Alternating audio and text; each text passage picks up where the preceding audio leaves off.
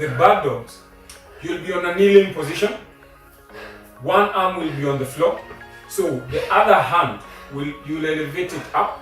The opposites of the leg. Kama mkono yako ya right, the opposite leg, your left. You'll be here, this one hand is on the floor. Zinaguzana, then you press it back out, okay? Nelly, you ready? Show me a demo. Look at Nelly. So we're going to start with the right hand and the left leg. So the left hand will be left on the floor and the right leg will also be left on the floor. Show me a demo, Nelly. Up, then in. Pole pole, okay? Good. Same workout. Very good for your abdomen. Squeezes also your glutes and also your lower back. We ready? Good job. Let's go. 1, 2. Take your time. Pole pole. 3. Good. 4. Perfect. 5. Easy. 6. Sukuma hiyo mguu straight kabisa. 7. Hivyo. 8. Kabisa. 9. Push it, Nelly. Those are 10. Good. Let's go. 1, 2, 3, 4. Let's go. 5. If you can't hit till 30 ni sawa. Like I said, you feel you're running out of breath, you want to catch your breath, umechoka sana, take a minute, take a 30-second breather. 10 more. 1, 2, 3, 4, 5, 6, 7, 8, 9, and 10. Good job. That's the first set. That's our workout for today. I want you to repeat this workout for the second, the third, and the fourth set. Okay?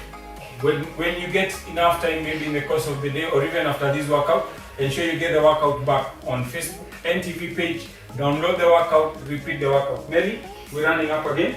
Smame. So we're starting the second set with you, then we'll leave you in the middle of it. Make sure you download the workout, repeat the whole workout again. You ready, Nelly? We're starting with the sumo squats. This time around now, we're taking it less down. We're going for 20, okay? 20 of each. Let's go, Nelly. 1, 2, 3. So 20 reps of everything. Then after the 20, we go for 10. Okay? So at least 3 sets. 30, 20, 10. Good job. 10. 7, 6, 3, 2, and 1. Good job. From there to now, you have the plank workout with a jack. Okay? Good. You ready, Nelly? Let's go. Plank walk. Back up. Give me a jack. 1. 20k. 20 reps. 20 counts peke yake. 20 reps. 2. Good job. Push it. 3, 4. Good job. 5. Endelea. 6, 7, 8. You're almost there. 9. 10 to go. 10 more. Let's go. Down count. 1. Good job. Go on your pace. I advise you to do a minimum of 3 sets for this workout. Okay? So after we are done, kindly access the workout on Facebook and TV Kenya page. Download the workout. Repeat the same workout. We have already shown you the demos in terms of the posture, the correct posture. Repeat the workout, a minimum of 3 sets. Your body will thank you tomorrow. Good job. Push it, Nelly. How many to go? Last one. Perfect. As we rest, we're resting at calf raises position. We're going for 20. Let's go. 1, 2, 3, 4. Push it. 5, 6, 7, 8, 9. Those are 10. 1, 2, 3, 4, 5, 6, 7, 8, 9. Those are 20. Perfect. From there, tunaingia stand ups. Remember, tumesema tunaweka hizo breaks kidogo. Let's go stand up Nelly. 20 peke yake. So we're doing 10 on the right, 10 on the left. Are you ready? Are you feeling? You're burning, yeah? I'm burning. Good job. Let's go. Are you ready? Let's go Nelly 10. 1, 2, 3, 4, 5, 6, 7, 8, 9. Those are 10. Change the legs. Start with the left. 1. Good job. Push it. Those are 2. Those are 3, 4. Push. Nasikia venye anahema. Even unataka uheme, but you're still moving on, okay? Don't quit. Don't quit. Hema kabisa. 7. Those are 8. Push it. Those are 9. And those are 10. Good job. From there, we're doing the bunny hops. 10 count. 1, 2, 3, 4. Okay? So Nelly's gonna go twice. Because every time she goes one way, it's 5. Goes back, it's 5. Okay? So we're doing 4 times. Nelly, we ready? Let's go. 1, 2, 3, 4, 5. Let's go. Those are 10. Give me your 20. Last one, Nelly. Malizia. Good job. From there tunaingia high knees, 20 count. Are you ready, Nelly? Knee hit. Tumesema seconds leo. First set tumeenda tumelegeza kidogo. Second set, let's keep it clean, guys. Are you ready? Let's go. Here. 1, 2, 3, 4, 5, 6, 7, 8, 9. Those are 10. 1, 2, 3, 4, 5, 6, 7, 8, 9. Those are 20. We are here. Turn up finally. Good job. Good job. Good job. Hey, you're doing awesome. Yes, even you're doing great. Let's go. Let's go. 1, 2, 3, 4, 5. Push yourself. 6, 7. Push. Mwili yako at the end of the day, eh? Push yourself. Push yourself. You can do it. Is that 11? 13? Okay. 6, 5, 4, 3, 2, and 1. Good job. A lunge with a hop. 10 on the right, 10 on the left. How you feeling, Nelly? You good? Let's go. With him. 10 counts. Are you ready at home? How you feeling? Talk to me. Nelly, I want you to face sideways. I want them to see what you're doing. Good job. We ready? Let's go. 1. 10 counts on each leg. 1. Give me some speed. 2, 3. Inua kabisa. 4, 5, 6. Twende kazi. 7, 8. Yes, I'm here behind her. Hapa, niko hapa. Those are 9. Niko hapa. 9 and 10. Change the leg. 20. Twende kazi. That's 1, 2, 3, 4, 5, 6, 7, 8, 9. Those are 10. Good job. Tunaingia burpees. Tunaingia half. Started with 15. Now tushukisha 5 peke yake tuende 10. Okay? Then tumalizie na 5 burpees for the last set. For the last set. Which you're going to do on your own. I promise you. Please. Promise me back that you're gonna do it. Good job. Let's go. 10 burpees. Are you ready? I want you to pump. Nasikia yana hema. Nataka uheme hivyo. Okay, that's how we build up the cardiovascular endurance. 1. Twende kazi. 2. Push yourself. 3. 4. 5. 6. 7. 8. 9. Last one. 10. Good job. Breathe. So as we go to the rest position, tunaingia plank with a crunch. We're doing 20. So we're doing 10 on the right, 10 on the left. Maybe how you feeling? You exhausted? Just breathe. Breathe. Good job. Now let's go back to business. Maybe twende kazi. 10 on each leg. So we're doing 20 counts. You okay? Yes. Let's go. 1, 2, 3, 4, 5, 6, 7, 8, 9. Those are 10. 1, 2, 3, 4, 5, 6, 7, 8, 9. Those are 20. Good job. Brilliant. 20 bad dogs. Apa. 10, 10. Then we stretch. You good? Yes. 1, 2, 4, 5, 6, 7, 8, 9. Those are 10. Change to the other leg. 10, 10. Let's go. 1, 2, 3, 4, 5, 6, 7, 8, 9 and 10. Na turudie 10 10 za mwisho sasa. Zinafaa kuwa 20. I was just being nice, okay? Let's go. Let's go. 1, 2, good job.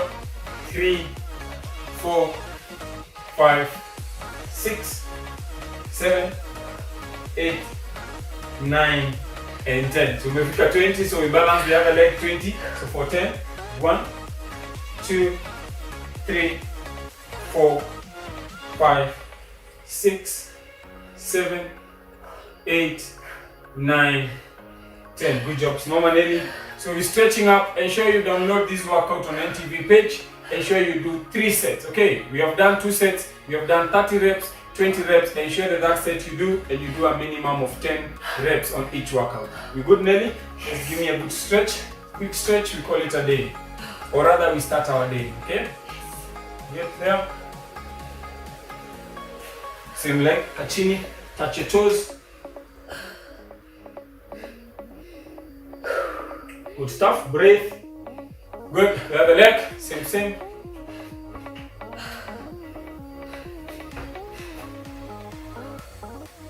Good stuff, we're here. Breathe. Good job, shoulder shrugs mbele. Backwards. Twist your neck round. One side, usifunge macho. The other side. And that's it. We breathe in, breathe out. You okay? Let's go, breathe in. Out. Fungua mdomo, breathe in. Out. Last one, breathe in. Out. Thank you. God bless. Have a good day. Goodbye. Goodbye.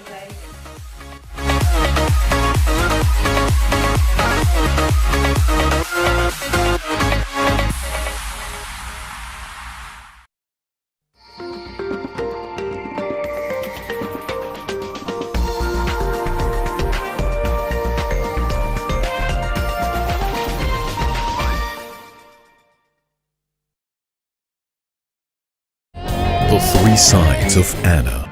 Never say anything that would upset me, or you will bear the consequences, Iñaki. You'll never be able to get her out of your life. She wanted to hurt me to the point of hiring someone to kill me. How on earth can I forget that? That isn't true at all. I understand that you don't want those women around your uncle like Viridiana, but Ana Laura's your sister, darling. She has the same right as you do to stay with him. Oh, yes, she does. She has no right whatsoever. Why not? Because my uncle Mariano is mine you alone. Want him for yourself. I told you he's mine. Here at NMG, we are working very hard to ensure your favorite publications, Daily Nation, Business Daily, Taifa Leo, and the East African are readily available. In a bid to support the efforts to prevent the transmission of COVID-19, NMG has ensured our staff, our distributors, and their staff adhere to set guidelines. At our printing plant, all staff are required to wash their hands before entering the factory and must be wearing a mask. All workers either change their clothes on entering the factory or wear an overcoat. We are keeping doors open to avoid our staff touching door handles repeatedly. With our automated printing, contact with the newspaper is kept to a minimum, and at the packing process, the staff observe social distancing. Vehicles used to transport the newspapers are disinfected daily before the newspapers are loaded, and our delivery staff all wear masks and wash their hands regularly. Our vendors ensure that they sanitize every time they handle money and wear their masks at all times. NMG is proud to be able to safely meet your information needs. Stay safe, stay informed with our favorite NMG publications.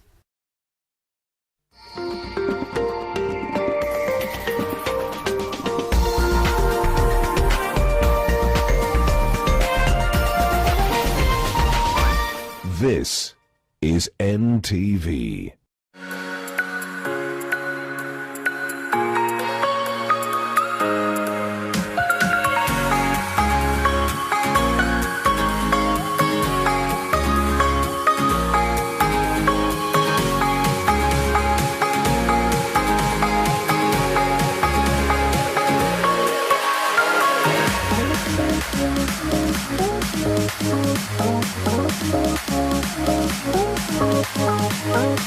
Good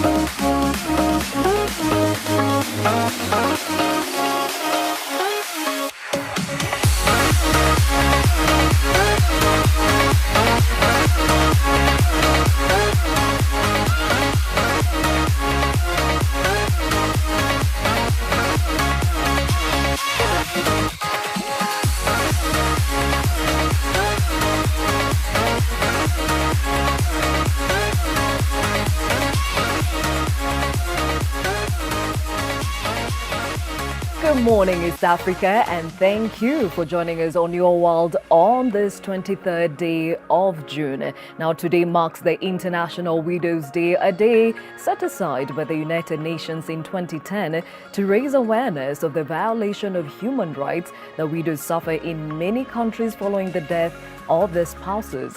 In the face of the coronavirus pandemic, data shows that more men have died due to COVID-19, meaning many homes, both internationally and right here in Kenya, have been robbed of fathers and husbands. So, how do we safeguard the rights of the widows left behind? We answer that question and many others on this broadcast. My name is Gladys Gachanja, and this is What Else You Can Expect.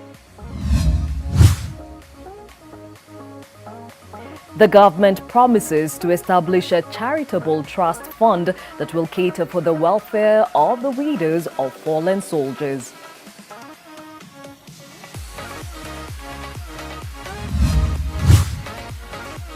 On our diary today, Roslyn Oro speaks on the plight of widows, and she also joins us on this broadcast to tell us more.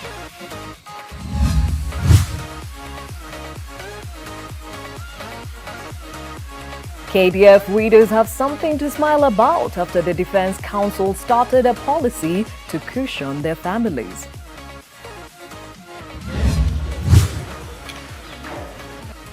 And around the world, two sharper women attempt to summit Everest. We find out how and why.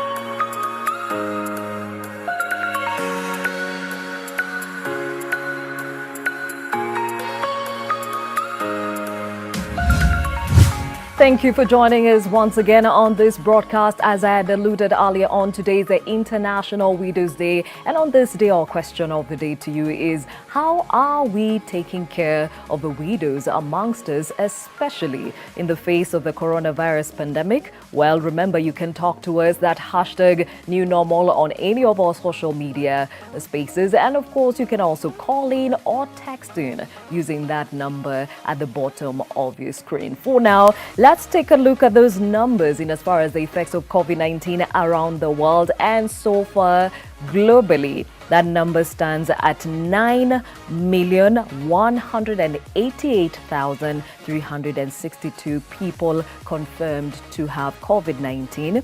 Thankfully, 4 million of those, 937,282, have recovered from the same. And unfortunately, we have lost 474,339 people to COVID-19 globally. Now, when you look at those numbers, the United States is still leading in the number of those confirmed to have COVID-19, those that have recovered, and also the total deaths. And it is followed by Brazil, Russia, India, and the UK in that order. We also have our own burden here in Kenya, and as you know, the government has been giving us an update of these numbers even as we go along. And remember, the numbers of those confirmed to have COVID-19 is nearing the 5,000 mark. So remember, be vigilant and follow the parameters laid out to ensure we all are part and flatten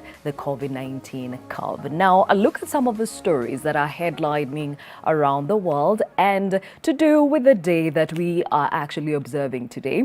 The government says it will establish a charitable trust fund that will cater for the welfare of the widows and families of police officers, who pay paid the ultimate price in line of duty. Interior Cabinet Secretary Fred Matiang'i assured the widows that their concerns would be a priority for the government. Matiang'i, who was speaking during the National Police Service and Kenya Prison Service inaugural memorial service, also unveiled a memorial monument in honor of the soldiers. The widows complained that they have been left in a destitute state since they were left without a substantial source of income, and the CS further warned insurance companies contracted by the government to provide premiums to the widows against taking advantage of their desperate situation.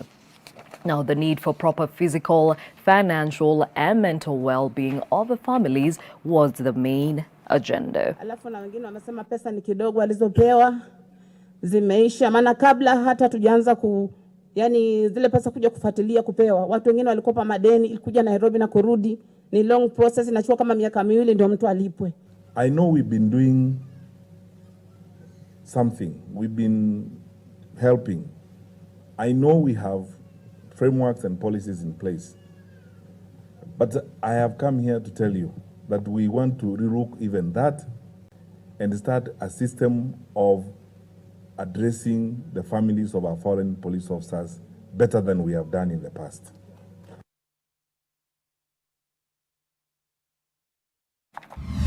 Now, no woman deserves to be abused because of her widow status. That is a message that Rosaline Orwa and her team at Rona Foundation want entrenched into a society that still practices brutal and retrogressive cultural beliefs that rob both widows and orphans of their rights. I sat down with Rosaline on Women Empower in 2015, and she shared her experience and the hope she now offers other widows. Rosaline Orwa was divorced at the age of 26 for being childless, then widowed at the age of 32. So here I am with a very bad, heavy history and then getting widowed. So when I became a widow, what shocked me most was the reality of how many things I was being told not to do. And the women, even women who knew me, literally walking up to me and say, "Why did you kill him? I mean, you are carrying this..." They call it a name. You are a black sheep, but they call it like a very dirty name. I forget the name. There was also negotiations with my in-laws who was going to inherit me.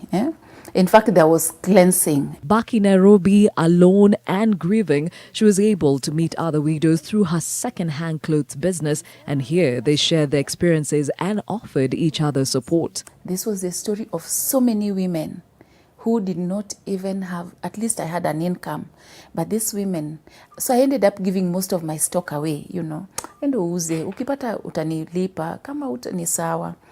So that's how the program got shape.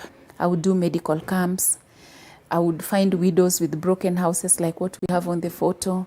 Of course, social media again, I would take a photo, post it on social media and say, this is so-and-so, she's HIV positive, she has 3 children, please help me build a house.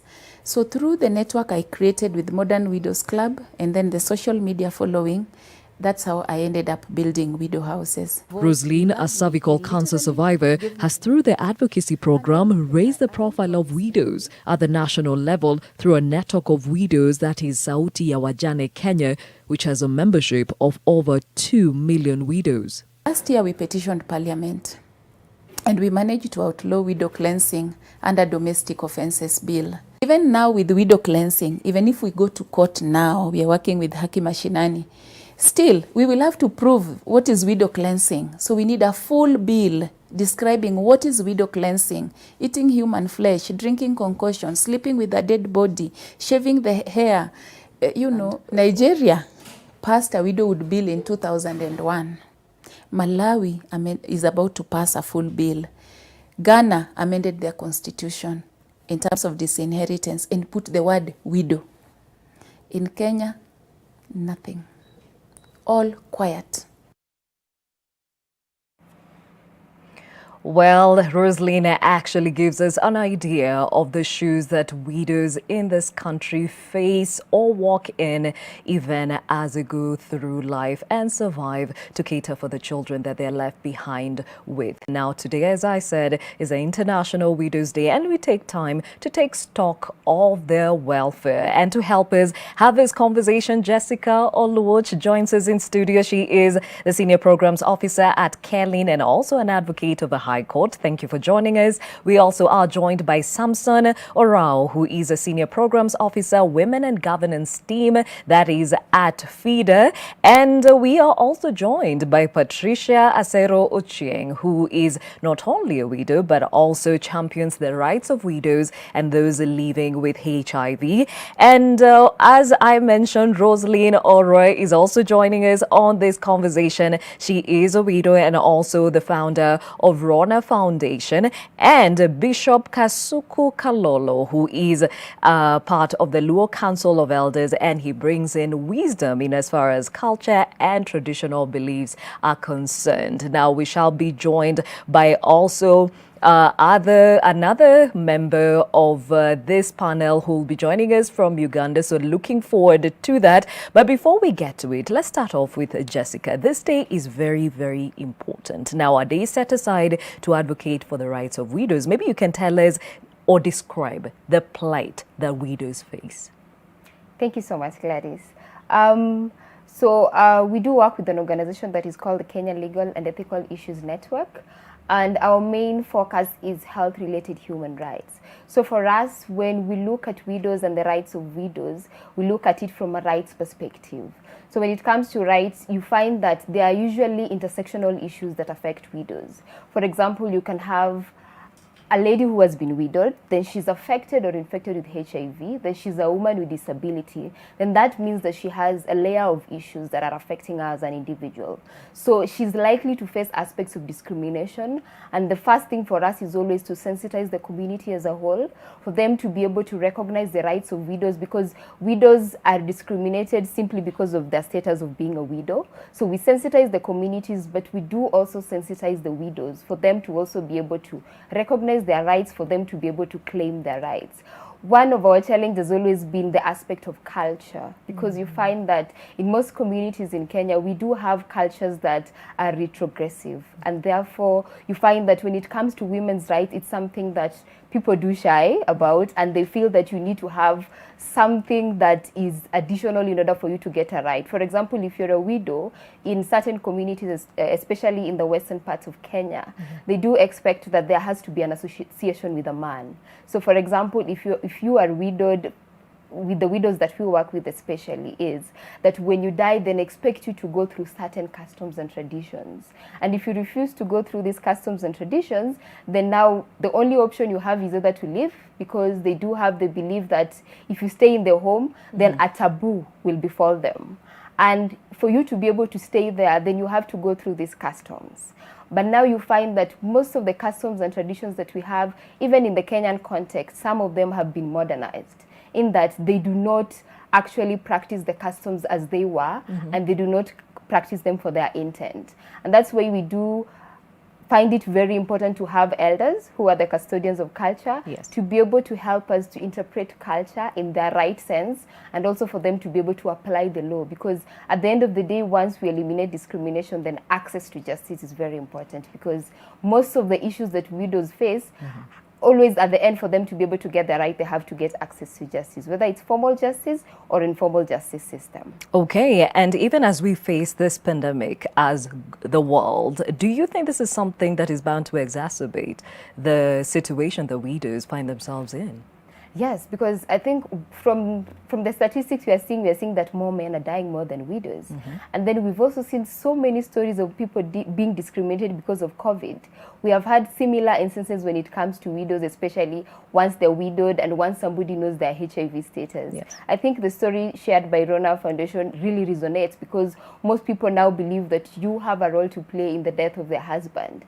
and they use that as a disguise to be able to strip you off of your property rights, disregarding the laws that we have in Kenya that are really progressive as they are right now, but people at the community level want to stick to the cultures and want to use that to be able to put the widows down. But the problem is, even the same with the corona situation, you find that people do not have access to information, and therefore if they do not have access to information, they're not able to wholesomely be able to claim their rights, and that creates a barrier for them to be able to access these rights.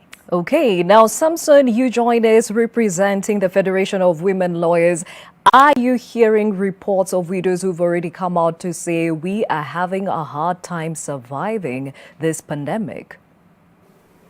Gladys, there are so many widows who are facing a lot of challenges today, going through a lot of disinheritance. COVID, as it is today, has brought a lot of challenges for Kenyans in general and globally, but more so for women. And when you see women being disempowered, women being disinherited of their land, women being kicked out of their land, COVID has created a series of widows. And so women are going through a lot of challenges with their children. A lot of them are unable to pay school fees because, look, this is a situation. Many of the women are unable to be economically empowered. Men usually have more economic means compared to women, and therefore when a spouse dies, this woman is left to the hands of the community. And just like the lady from Kellen has pointed out, it becomes a challenge then. So you'd find a situation where this man has got huge tracts of land, and then the women are now thrown out of this land by the man's relatives. We have seen cases of fathers-in-law turning against their daughters-in-law because the son-in-law had a lot of property and has passed on. And that becomes so much of a problem that, you know, the cases that we are receiving at the Federation of Women Lawyers today are cases that are just so heart-wrenching that you can't even begin dealing with them. And yes, we have progressive laws. Yes, we have a community that's more aware. Yes, we have a constitution that has provided for equal inheritance by both male and female children.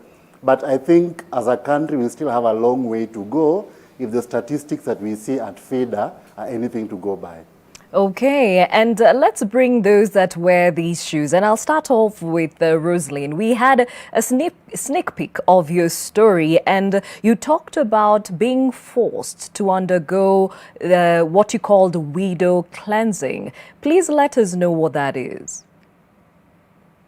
Thanks, Gladys. And as the lady from Kelina shared, traditional harmful, retrogressive harmful cultural practices are one of the major barriers in terms of widow rights.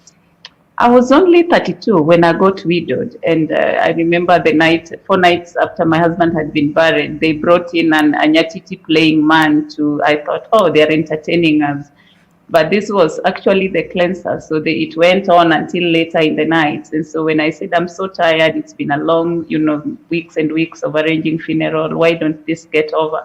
And so they were pissed off. And there was a lot of commotion. And actually the fighting started from that day. I'm a childless widow. So there was an expectation, perhaps I would sire children, name after him, because also increasing the family in terms of children, property, and all this associated with disinheritance of widows. It was at play, and nothing is innocent when it comes to cultural practices and beliefs. Nothing is innocent. The putting of the soil in the grave, nothing is innocent. Everything is calculated. It has a meaning. It is unspoken, and nobody prepares you for this. So that was my scenario, and resisting it meant I was defiant, and I was not going to conform, and therefore that was rebellious, unacceptable, and it didn't matter whether I had a choice and voice over my own body. Body autonomy is a big issue for widows, especially with illiteracy and poverty and HIV, and it exacerbates the spread of HIV and AIDS. So all these factors, at the time, I was not cognizant of really what was at play, but looking at it 12 years down the line, there was just that one moment I needed to make a decision, either to conform and be part of the missing statistics of widows across the globe, or to stand out and change the narrative, both for myself and other widows in this country. So it was tough at the time, widowed young, because when we talk about widows, again, Gladys, we are only not talking about, biblically, it's acceptable that they are 50, 60 years and above. Yeah. But here I was at 32, so we are talking about widows of all ages, widows who've lost their husbands. Lifespan in the region along Western Kenya, Lakeshore region, is about 36 for men. So we are talking about child widows, we are talking about teen widows, we are talking about young widows at 26. So we are talking about the rights of many, many women missing in that. The sin of omission is real on widows across this nation. Okay. Well, last year there was census taken, so we expect some data to come out. But that data may not even be true, because widows themselves did not disclose their full status, that I'm widowed because of maybe economic gains, arranged relationship, and all other factors that go with poverty and inequality. Okay, now let's bring in Patricia. Patricia Acero, you are living positively with HIV, and this was one of the things that was actually used against you when your husband passed away. Tell us more. Thank you so much, Gladys. I have a long story, but I know you have a short time. When my husband died in 1990, it started off immediately after the death, because there was a big expectation. I was working for an international NGO, and the first thing that was expected was that this NGO was to bring in a lot of money for the funeral. And that was not the case. The NGO had its own policy. So when this money did not come in, that is when everything started off. So all the money that was collected for the funeral, due to the illness that was going on, we really had debts. And some people in the funeral committee had proposed that these debts need to be cleared before the body was taken home, but that was never done. So when we got up country, and at the funeral, the widow speaks last before the burial. So I stood up and told everybody I was HIV positive, and I was not going to go through the process of wife inheritance because of my status. That time, there was no medication. It was 1990. We had not started taking antiretrovirals yet. And I said, if they will not allow me to do that, then I had to live with my parents. And they said it was okay, there's no problem. In the Luo custom, it's a taboo for a man to be buried without a wife. So I think I was just being used without my knowledge that I was just serving a kind of a purpose. So after the burial, I came back to Nairobi. I had a lot of stuff, but then I came back to work. And after 1 year, I decided that I needed to do a memorial for my husband. So I put things in place, and my mother-in-law told me to ask my brother-in-laws for permission so that we could do the memorial. So there was a meeting, the family meeting. And that's the first time I was told that I was the one who had murdered my husband. Yet everybody knew that the guy had died of HIV. So that is how, that was the most painful part of it. That a woman is accused of murder. So when a man dies, he has to be murdered. So I murdered my husband. That was one of those things. It's 19 years, but it's still very painful. And because they said that, I said, okay, we'll not have that. If I'm the murderer and I'm just going to do these things because I want to bring in maybe a witch doctor to cleanse me, then let's forget about the memorial. The same time my mother-in-law died, the same year. So when I went for the funeral, I was told there's a process. It's called care. Or it's like scattering after the funeral when people are leaving. It's a procedure that is done.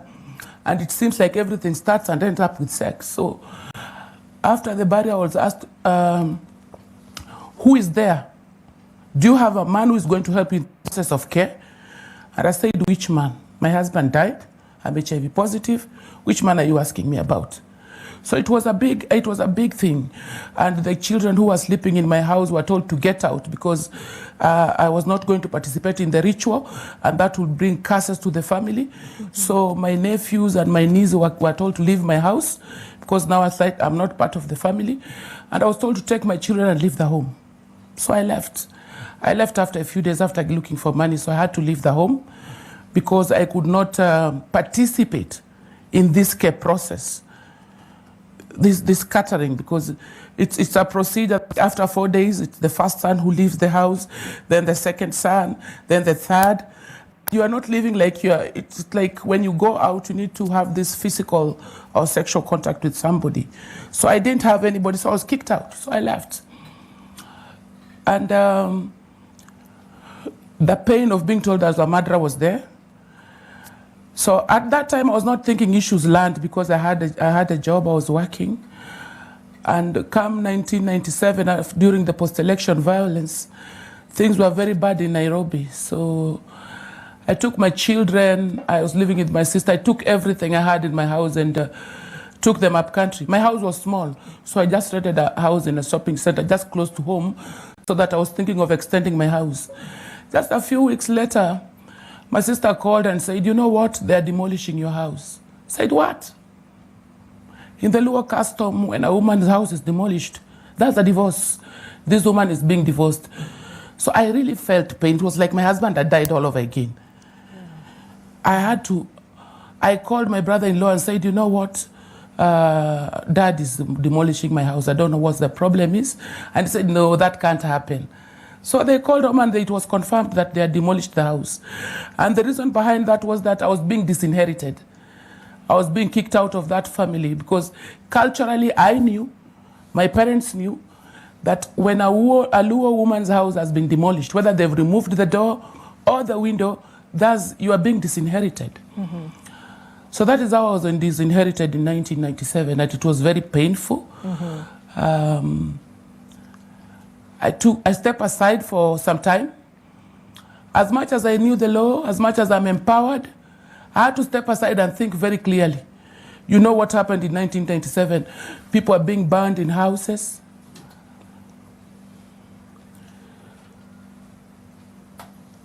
Mm-hmm. Patricia, if you can still hear us. Patricia, if you can still hear us. People are being burnt in... I'll stop you at that point so that you can come back to tell us what exactly happened after that. And at this point, let me bring in Bishop Kasuku. And just listening to some of these stories, a lot is actually, or has a lot to do with tradition and culture. When you hear these widows talk about their experiences, is this the true definition of the Luo culture? Thank you very much. I think I've heard that very well. And what I would like to say is that first and foremost, we need to know that widows are sisters, they are daughters, they are mothers, they are parents, they have all the rights to be who they are. And it is not because of them that the husbands passed away and left them alone. Many things have been said and done against the widows. This is not in line with the culture of the Luos. A lot of abuse has been done and a lot of mutilation has been done to our culture, because most of these widows are being abused in the pretext that it is cultural. There is no culture that forces a woman to be inherited. There is no Luo culture that will force a woman to have another partner by force. That has never been had. Actually, when a husband dies and a woman remains and she is still in the marriageable age, it is her to choose whom she wants to stay with. If she does not want, she is not forced. And especially in this era of HIV and AIDS, no woman can be inherited by force. But a number of bad things have happened. Like I heard my sister here say that her house had to be demolished because she had refused to be inherited. I think that is very wrong, and it is an abuse to the Luo community. People who are practicing these things are evil, and what they are doing is not acceptable.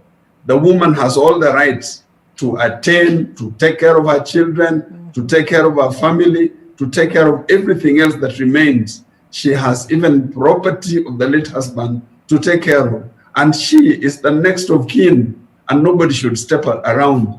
And that is why we have come out as elders of the Luo, as Luo elders, to take charge and care of these widows who have been disinherited. we have managed to settle and resettle so many of them whose cases have been sent to us.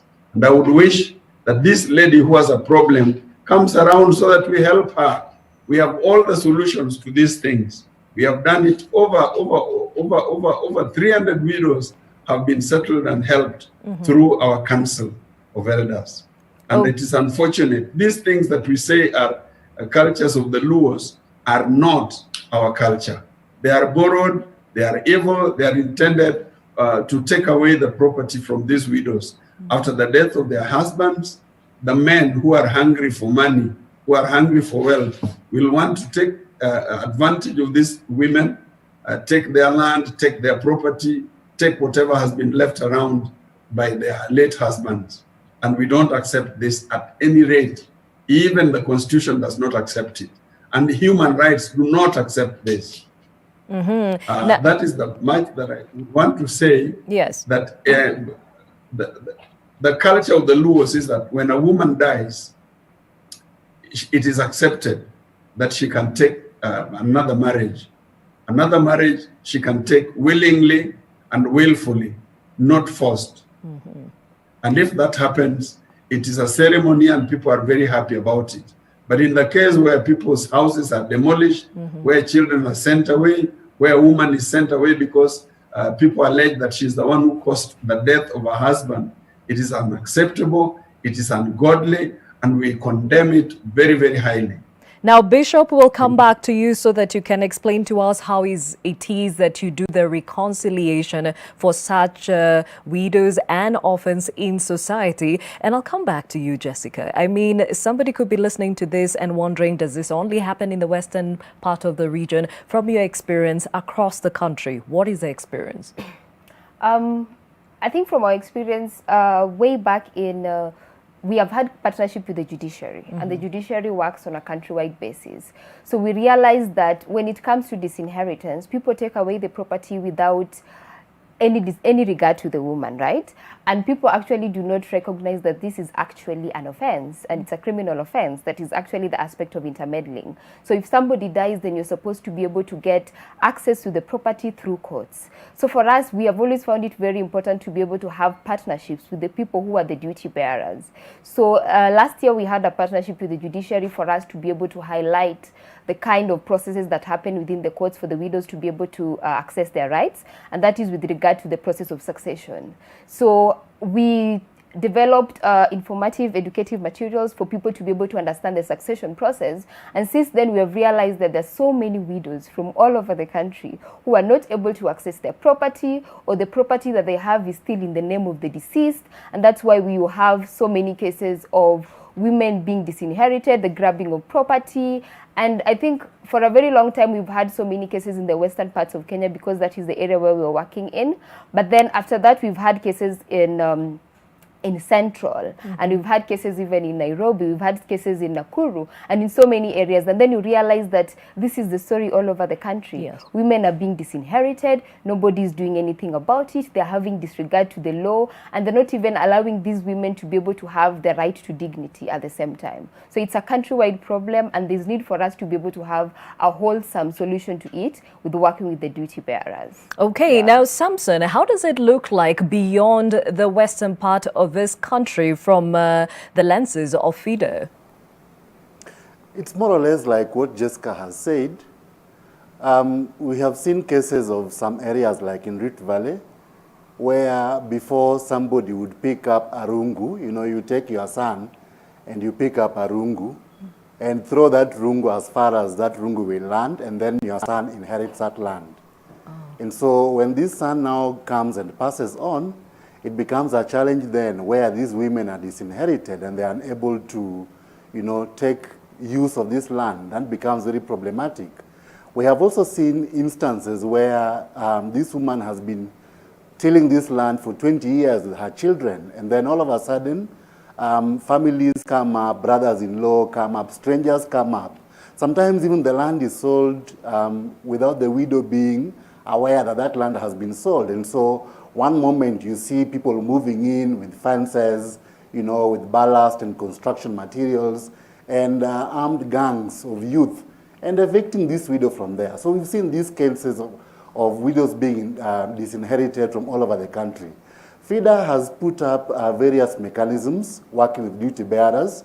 We have partnered a lot with the judiciary as well, and just engaging in these processes to ensure that women can still achieve their rights. And of course, FIDA having been here for the past 35 years, you can imagine the number of cases that we've been receiving over the years, where women come in and it's always one issue or the other.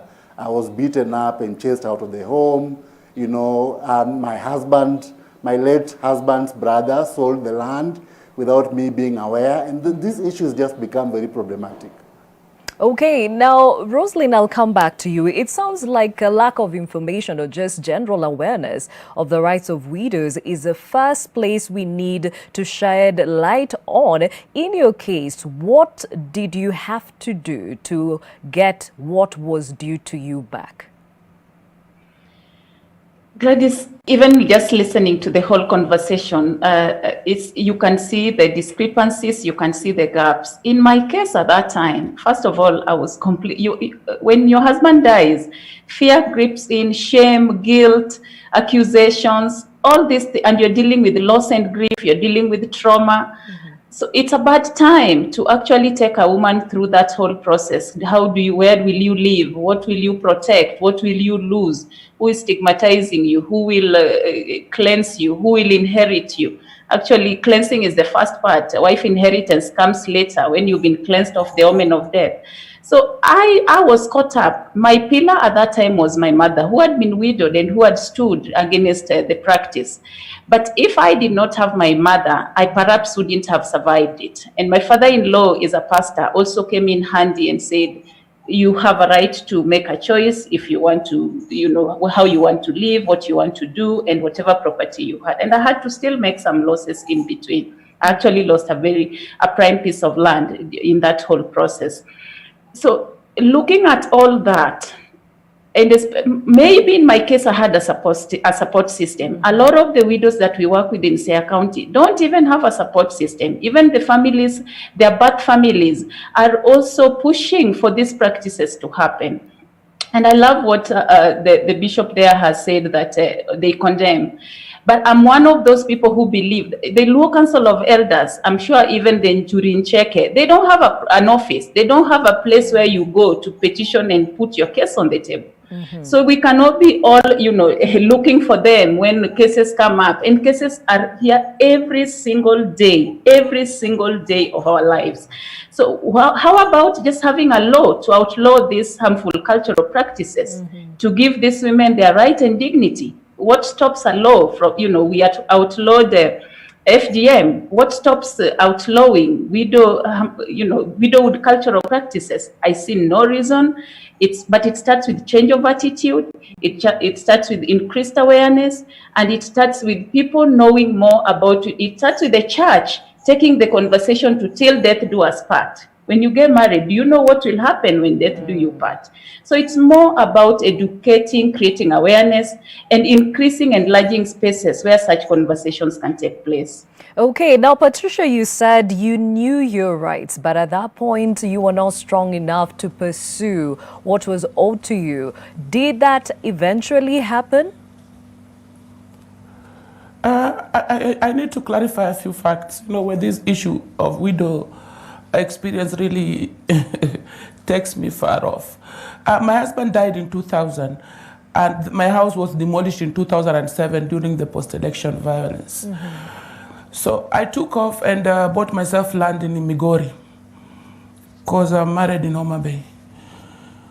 But after some time, I didn't come back.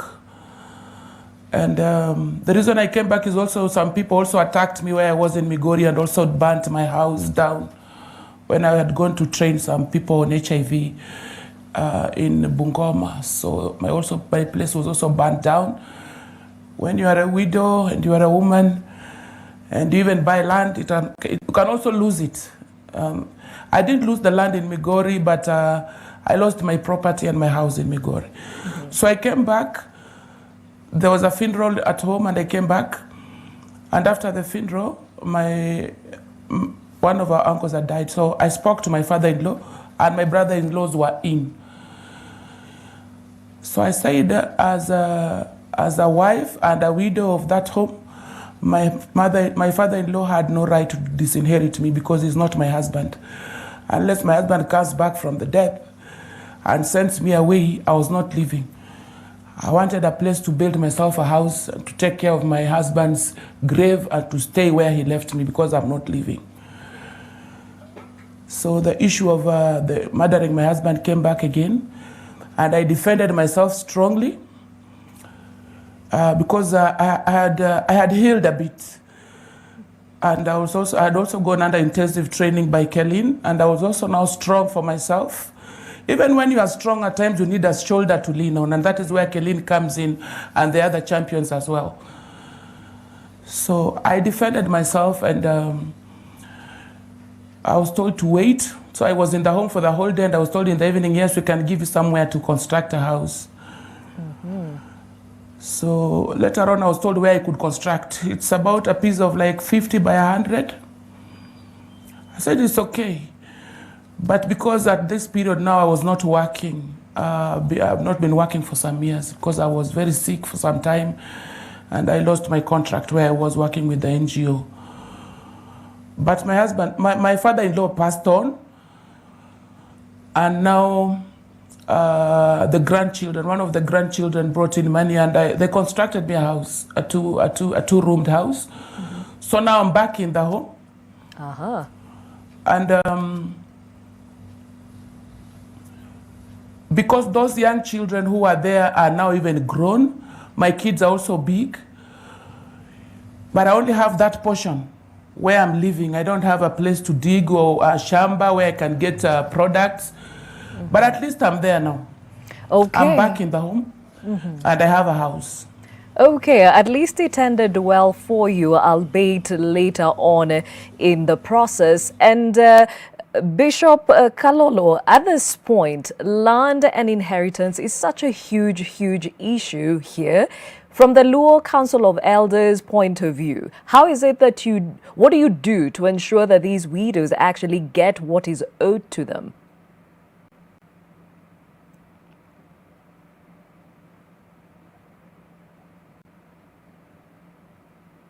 Bishop Kalolo, can you hear me? Yes, I can. Yes, and I was asking, what does what we do. Go ahead.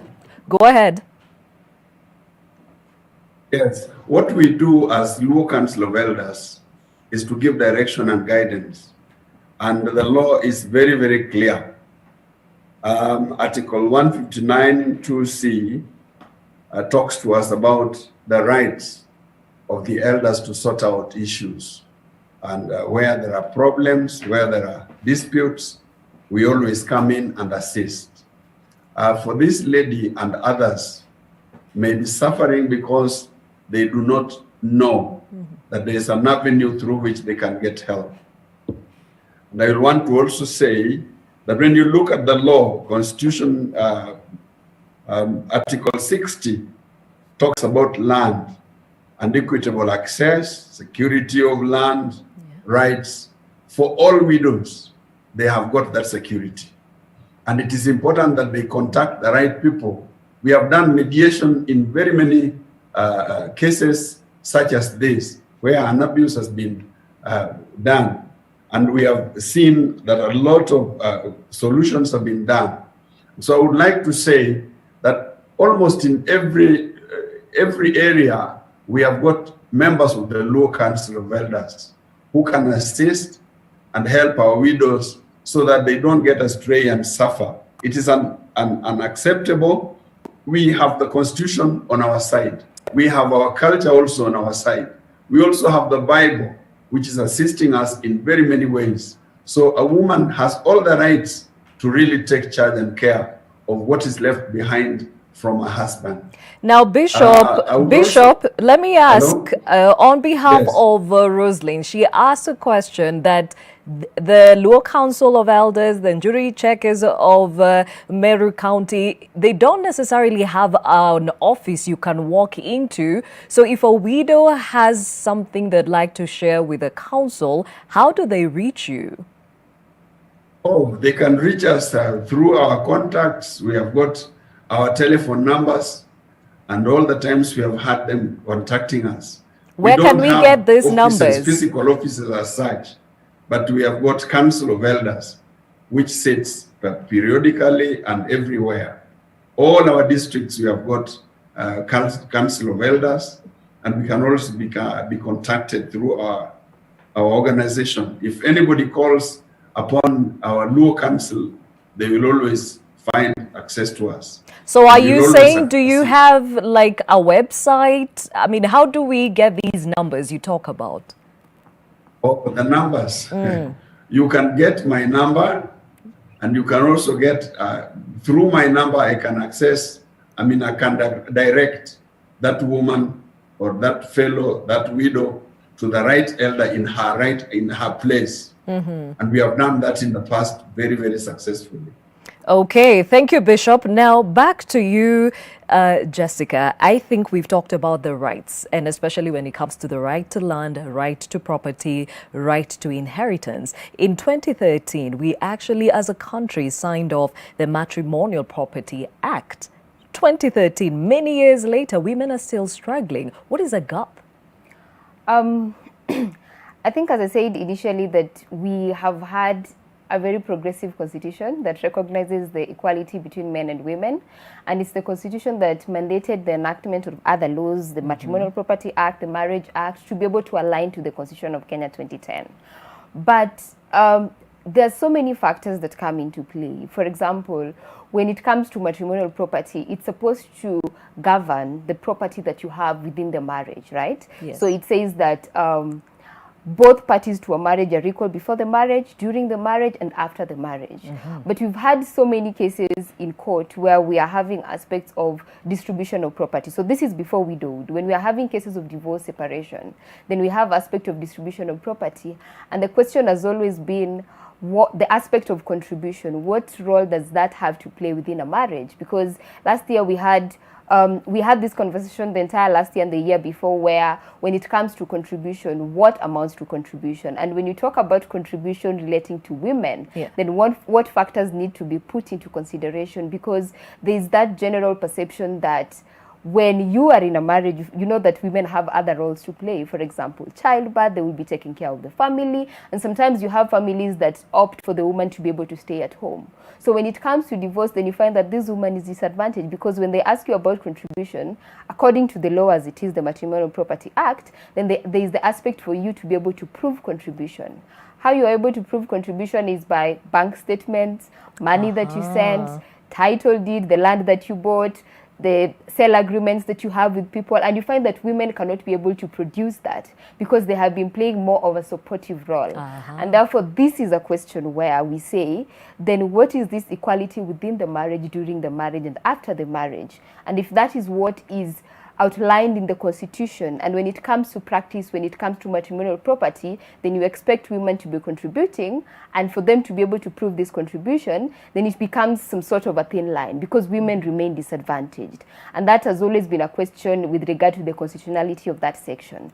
But that being left aside, when it comes to widowhood, the law that governs issues relating to property of a person who has died, that is the husband, is supposed to be the Law of Succession Act. So this is the law that clearly outlines that when a spouse dies, if the husband dies, then the wife has the highest interest in terms of the property that they have within the marriage, and vice versa. So it means that there's a degree of rights that people have. For example, you come from the wife, and then you go to the children. Both male and female children have equal rights, and then is when you go to the parents of both the man and the woman, and then like that up to down. But when it comes to cases of death, people disregard the law of succession, and the person who has the highest right is discriminated. And people who, second cousins, third cousins, and other in-laws will come in and say, when it comes to parcels of land, and now is when they will invoke culture and say that as men in this family, we are holding it with this family, because if we give you land, you're going to sell it as a woman. Because they have that perception, because people usually say that when you're married into a home, sometimes you are not, they feel that if they give you that parcel of land, you might sell it. So they want to keep it within the sons of the family in order for the sons to give the sons and the sons to give the son. But you see, this is not going according to the Law of Succession Act, which gives the woman the highest interest. And even addressing Patricia and Rose's issue is, when that happens, then if you do the process of succession and you go through the right process, which is supposed to be court, then the court will make sure that if there was a will that was left by the deceased, then that will be followed. But if there is no will, then it means that the court has to put in aspect of equality, non-discrimination, put in the Law of Succession Act. And one thing that people forget is that within a marriage, women also contribute. Women also have parcels of land within this marriage. But when the man dies, the presumption is that all the property belongs to the man, and therefore we need to divide all of them. So when you go through the right process, which is supposed to be court, they're going to bring in all people who are supposed to be the dependents of the deceased, and they're going to take into consideration aspects of gender, aspects of equality, and ensure everyone gets their right to property. But then, unfortunately, we have people who cannot be able to access courts because maybe they do not have money, they don't know which step to do, and that's why we have the Council of Elders. And I know it has been mentioned that people don't know where to find elders. You just hear that they're elders, they resolve disputes. Kasuku has mentioned numbers, but then now you're like, where are these numbers? How do you find them? What has worked for us as an organization that is trying to make access to justice for the most vulnerable is that at the community level, we're trying to create networks. So for example, if you have widows such as Patricia, she's a widow champion. We'd call her a widow champion because she's gone through the process. She has been able to get back her land, and now she's sensitizing other women. So you see, if that woman exists in a certain community, then she already understands her rights, and she's able to identify other women who are also violated, right? So this woman, if she went through the whole aspect of mediation, which is also recognized in the Constitution, as the elder mentioned in Article 159, where traditional justice system is recognized as a form of dispute resolution mechanisms, and those decisions should be respected.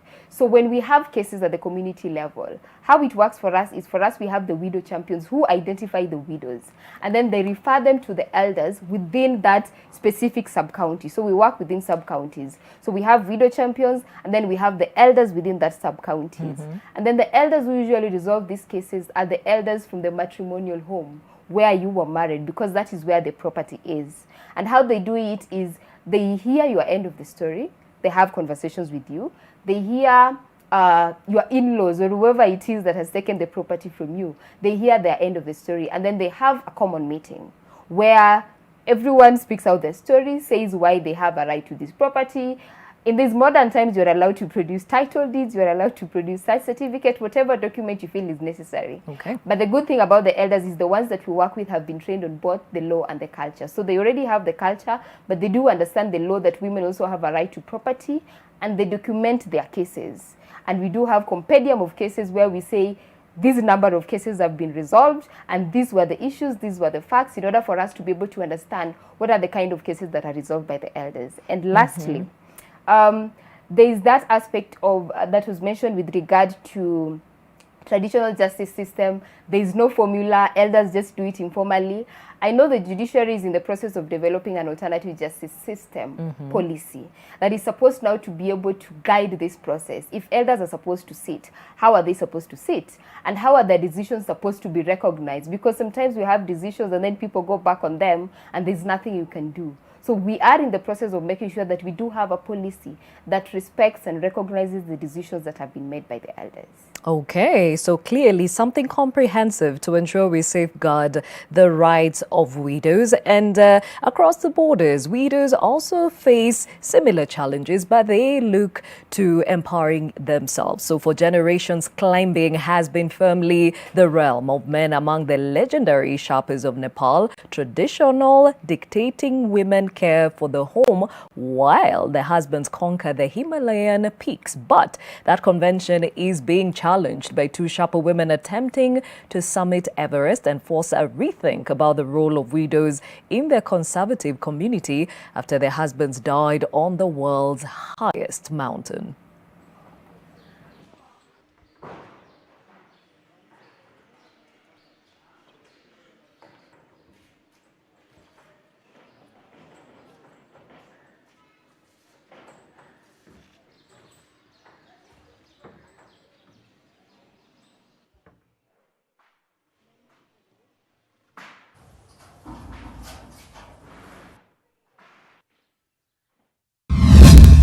empowerment very important even as women fight for their spaces, and especially in this case as we speak about the plight of widows and orphans. Now it is the International Widows Day and we're taking stock of their welfare even as we face this pandemic. And we asked you on the question of the day, how are we taking care of the widows amongst us, especially in the face of this pandemic? A lot of you speaking to us. Converse Bundi says, sharing and showing them love in society. Well done. Then Mwalimu says, how comes we just celebrated the Father's Day and straight into Widows Day? Conspiracy? No, the numbers and the calendar dates do not lie. James Wetu says, do we have widows statistics? That's a good question. We shall be speaking to Rona and Patricia to give us more on the same. And somebody who seems to be, that's my tag, but hey, most of them are mistreated since they cannot defend themselves. Well, we shall find out whose URL or tag that is. Titus Kimani says they should have this confidence that God is a husband of these widows, meaning he will take good care of them. They should not worry, but I'm disturbed by some cultures that say widows should be inherited by the brothers of the deceased husbands. When has human beings or become subjects, things or wealth to be inherited? A good question that was actually addressed by Bishop Kasuku. Peter Mololoi says it's a duty of men to marry widows. If not, who? Interesting. Bishop says the ladies have to also be or consent to the same. It should not be forceful. And Nyakwar Marcella says it's cool being a man. Your relatives will always blame your wife when they don't get any help from you. Nyakwar, I have no idea what you're talking about in this case or in relation to our conversation, but clearly the women are disadvantaged to a very high degree. When we come back, we get to understand more about how much poverty plays in the part of women or the widows and orphans seeking their rights in society and where that spirals them to, right after this break.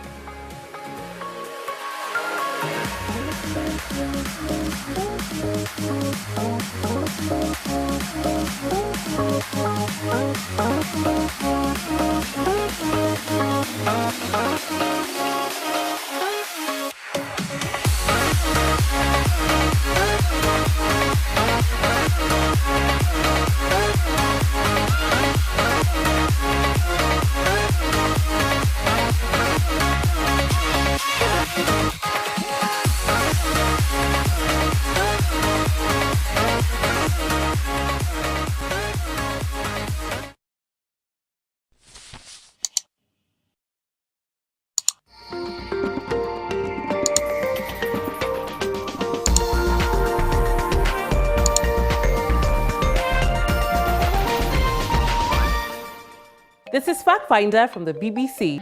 We look at Russia's renewed relations with Africa and what's in it for the continent. The wedding that never was. We look at how Nigerians fell for a fake alert on a clandestine wedding allegedly involving President Muhammadu Buhari. We find out why you need to be cautious about what you publish online.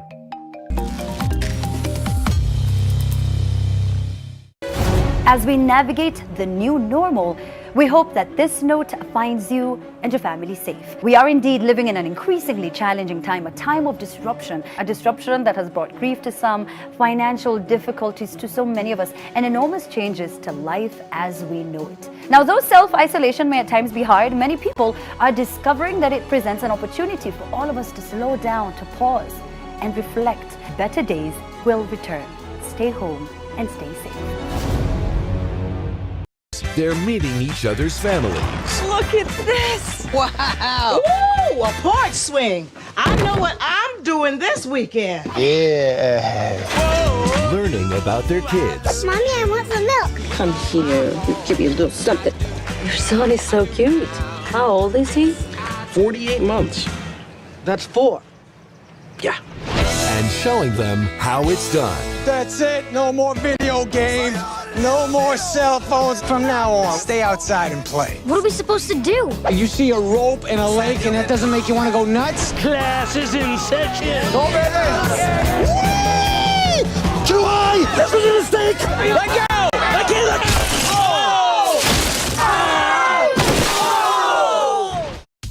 De Jifunze kukohoa na kupiga chafya na rafiki yako Grover. Hatua ya kwanza, tambua kuwa unakaribia kupiga chafya. Hatua ya pili, elekeza kiwiko chako kwenye pua na mdomo.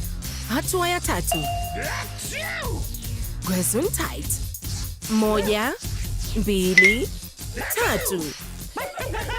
Kumbuka kukohoa kwenye kiwiko chako au kwenye karatasi ya shashi ambayo unaweza kuitupa kwa haraka.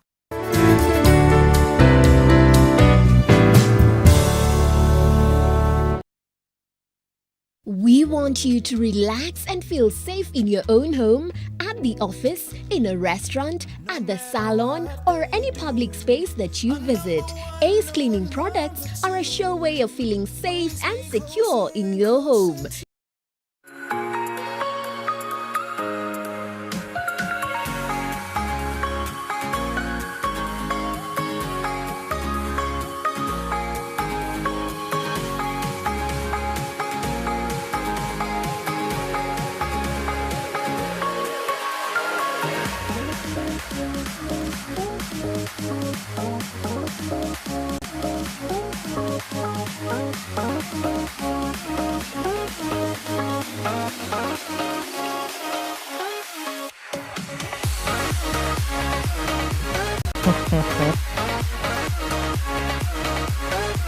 Thank you for staying with Your World. My name is Gladys Gachanja. It is the International Widows Day, and we are taking stock of the welfare of widows right here in Kenya, but also taking a look at the region as well. As I'd said, we are going to be joined by somebody from Uganda who will be giving us a perspective from that end. Before I introduce her, Islamic State group fighters beheaded 3 of Nia's Bibi's sons and shot 3 grandsons dead in a remote part of Afghanistan's Nangarhar province, which is home to both the Taliban and a growing ISIS affiliate. Now, Bibi 70 says she's left taking care of the surviving grandchildren, about 40 orphans in total. She says she asks neighbors and other people to donate some food and clothes to feed them. And Bibi also guards her grandchildren from possible attacks using a weapon she keeps at home.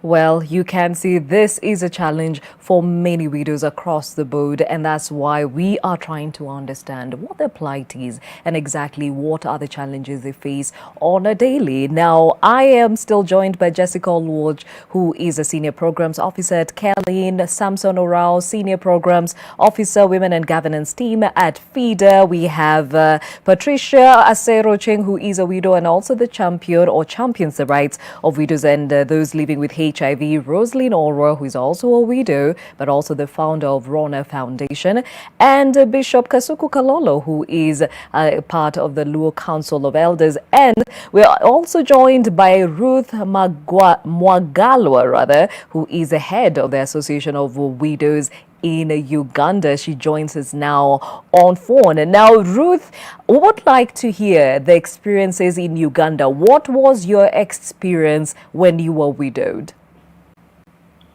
Thank you so much, Gladys. Thank you so much, Gladys. Mm-hmm.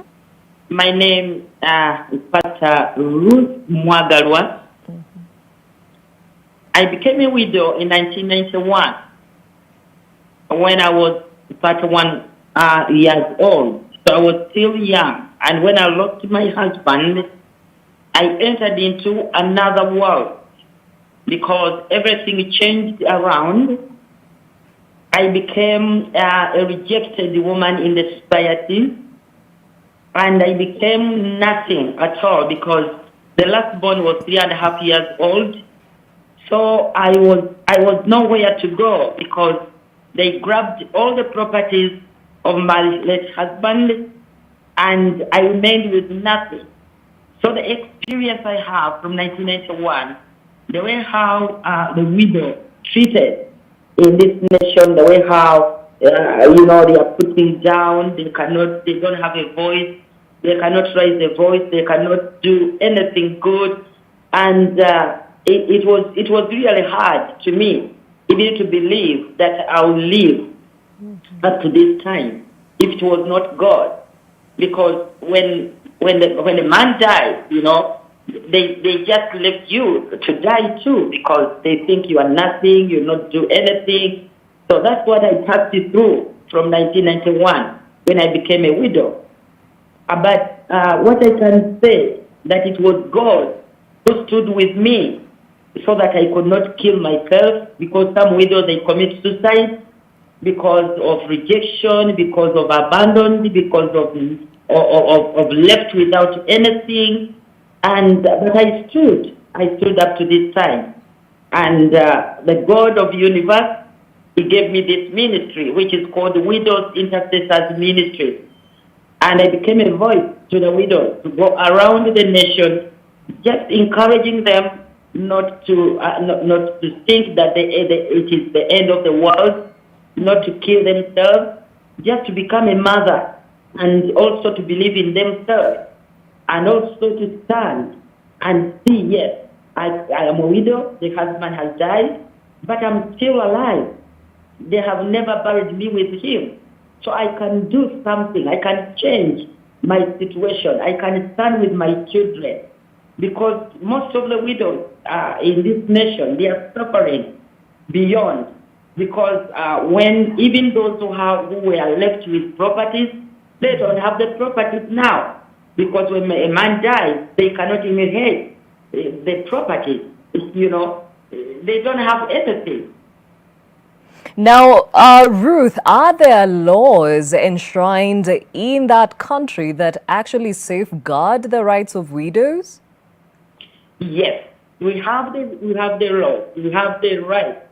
But, you know, when everything is corrupt, and the widow, when you are left, you don't have, because it was like me, because I wanted to fight for my rights. But because I didn't have money, and the other side, because when the man died, they just take over, and they took over everything. So I had nothing in my hands to fight for myself. Because even when you go to the court, even when you go to the authorities, and you have nothing in your hands, you are not going to be listened to. Even when you have the right, even when you know the right, and you don't have the capacity, to fight for yourself, to have money for the lawyers, to go to the courts and do this and that. Yeah. You remain with nothing. Okay, and Ruth, we are facing a pandemic. How is that affecting the welfare of widows? This COVID-19, I'm telling you, I think the widows, the widow society, they are suffering. They are suffering more than anybody, because, these widows, they are left with children. And even when they're taken away, when they take away the property, they don't take the children. Even when they take the children, they take them for slavery, But if you are persistent and stay with your children, so you will suffer with your children. So you will find those widows, they have their children, they have grandchildren, they don't have food, they don't have any work to do. They are suffering a lot in this COVID-19. Widows are suffering a lot. And they're suffering alone. They die silently because there's no one, everyone is looking for his family, for her family. Now to talk about a widow or to call and you say, I'm a widow, I need this and this, even when they are disputing things, you don't hear a widow saying that these things, we are taking them to the widows. So the widows in COVID-19 here, they are suffering a lot because they don't have food. Others, they don't have, they are homeless. They don't have places, permanent places to be. They don't have land so that they can plant food. They are suffering with their children. Okay, now in Kenya, there is a social protection fund that caters for the vulnerable in society. Does the Ugandan government have something like that cushions the widows and orphans? Gladys, because of corruption, that's what I can see. That's what can I say? That corruption, even when things are in place, they not reach where they're supposed to go. Because when you ask, they say yes, there are a portion for the elderly, for the widows, for everything, but you don't see it, you don't find it there. You know, even when you try to trace it, you cannot get it. Okay, and for you, Ruth, you now stand on your 2 feet and help others. How did you go about getting what was owed to you? Sorry? Now that you stand with other widows, did you ever go through the courts, or how did you go about getting what was owed to you? Personally or to the other widows? To you. To me, as I said, I'm a pastor. We have a church. And, to me, I cope up by the grace of God. I cope up by the grace of God. And I try my best, even to help my members, the widows, because we are, over 20 districts here in this nation. So I try to support them. I try to give them food. I try to give them posture if I get it, by the grace of God. Okay, and Ruth, we know there's a time Uganda was really facing a burden of HIV, and a lot of widows were also out of such situations. How are those widows catered for, and do they even have access to healthcare? And I think that's why God brought us in, brought this ministry, the Widows Intercessors Ministry. Because, as you said, the AIDS killed many, many men. And the widows became, vulnerable. They became nothing. And some, they were left with the virus. And others, they were not having the virus. But some of them, they're now having it because they are looking for the food, for the school fees for their children. But what we are trying to see, what we're trying to do in this ministry is to, to promote and encourage positive living and coping strategies among widows and communities infected with HIV and AIDS. So we are trying to teach them. We are trying because, AIDS, the time when it came in, it had nothing. There was no drugs. There was nothing. But now at least they can have some drugs as they are praying and trusting God. They can eat. They can have the drugs that are there. We are just encouraging them. Just not to, to spread the virus, because that's what it started. When in 1990, when the virus came in, and the widows, they were looking for safety, they are looking for food, they are looking for the school fees for their children.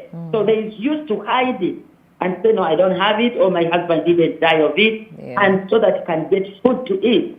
But we are seeing them protecting themselves, like living that they can say they're not going to die of AIDS. Okay, and that definitely is a perspective of the plight of widows from Uganda, even as Ruth Mwagalwa speaks to us. She is the head of the Association of Widows in that country. And I'll come back home, and the Defense Council of the Kenya Defense Forces started a policy for widows, orphans and dependents that will cushion the families of servicemen who have passed on. Former Defense CS Rachel Omamo said the welfare centers opened in all KDF bases and camps across the country will be the point of contact between the families of the soldiers and the KDF. It takes courage to walk into the theater of war to protect the sovereignty of your country, but it takes even greater strength to let this person go as your loved one and hope that he will come home soon. And when he doesn't, it even is harder for you to understand why and begin rebuilding your life afresh. Death's cruel legacy brings the torn people together to fight through the pain of loss. Jamila Tenge mingles freely with other widows at the KAF Family Day. Her husband, a fighter pilot, fought gallantly in Somalia in Operation Linda Nchi and won many battles in the sky, but he lost a personal battle with cancer. And being a fighter pilot, he was required, and as a wife you had to obey the rules and actually not really obey the rule, but support him. Mourning does not end. It's a day you wake up, you're feeling strong, and the following day you're not feeling strong anymore. She says that the Air Force family has given her a much-needed helping hand to keep her family together. For me, I think the welfare centers will go a long way, and just like the CSA is just the beginning. We're really hoping that, we will see our kids go to school, because as a mother, that's the most important thing that we want to. Mary Ngumbao's husband, Warrant Officer 2 Peter Ngumbao, also lost his battle with cancer. His death devastated her. The reaction, it's ngumu. She has struggled through her disability to raise her children as the sole breadwinner. Ya pension, unapewa 5 years, sinaisha. Sikisha maybe kuna wale wako na watoto wadogo. After that, what do they do? Watoto pengine hawatasoma vizuri. Kama mimi sasa niko kwa licha nayo kufanya kazi mingi ile mtu akona nguvu anaweza afanye. Our concern is to reduce that burden and to honor our widows and their orphans, to help them ensure that their children are educated, to ensure that they have access to medical care, to ensure that they know of the opportunities under the government programs for the empowerment of women. For Captain Sally Sabale, the love for flying was passed on to her by her father, a senior sergeant at Laikipia Air Base. Barely 2 months after losing him, she also lost her mother. Orphaned as a teenager in 2003, life offered little prospects. I didn't have school fees from them. It's only that my father's benefits paid the school fees all the way up to Form 4. But she now lives her father's dream. Taking under her wings are the KDF pilots that she instructs. In everything that I do, he told me, go to school and do what you want to do. So I went and did my sciences and I enjoyed them. And I got into flying and I enjoyed it and I did it to my best. The war on terror in Somalia has also had its toll on families. The number of war widows and orphans has increased, and so has the void left by the death of loved ones. You know, sometimes you might find widows that need counseling over a period of time. And so that in our bases we'll be able to avail that free. The new program hopes to honor the dead, killed not only in the field of battle, but those claimed by disease, road accidents and other causes, and provide a solace to the living. It will give the dependents the support they need to get back up on their feet. Leila Mohammed, NTV. And that was a story filed by Leila Mohammed back in 2018. And now, even as we look at the plight of widows, I'll go to Roslyn. And clearly, poverty is one disabler for all widows, one way or another, whether in this country or across the globe. Even as you put together the Rona Foundation, what have you seen normally spirals women, especially widows and orphans, into poverty? Yeah. Gladys, working from home. So I understand. Yes.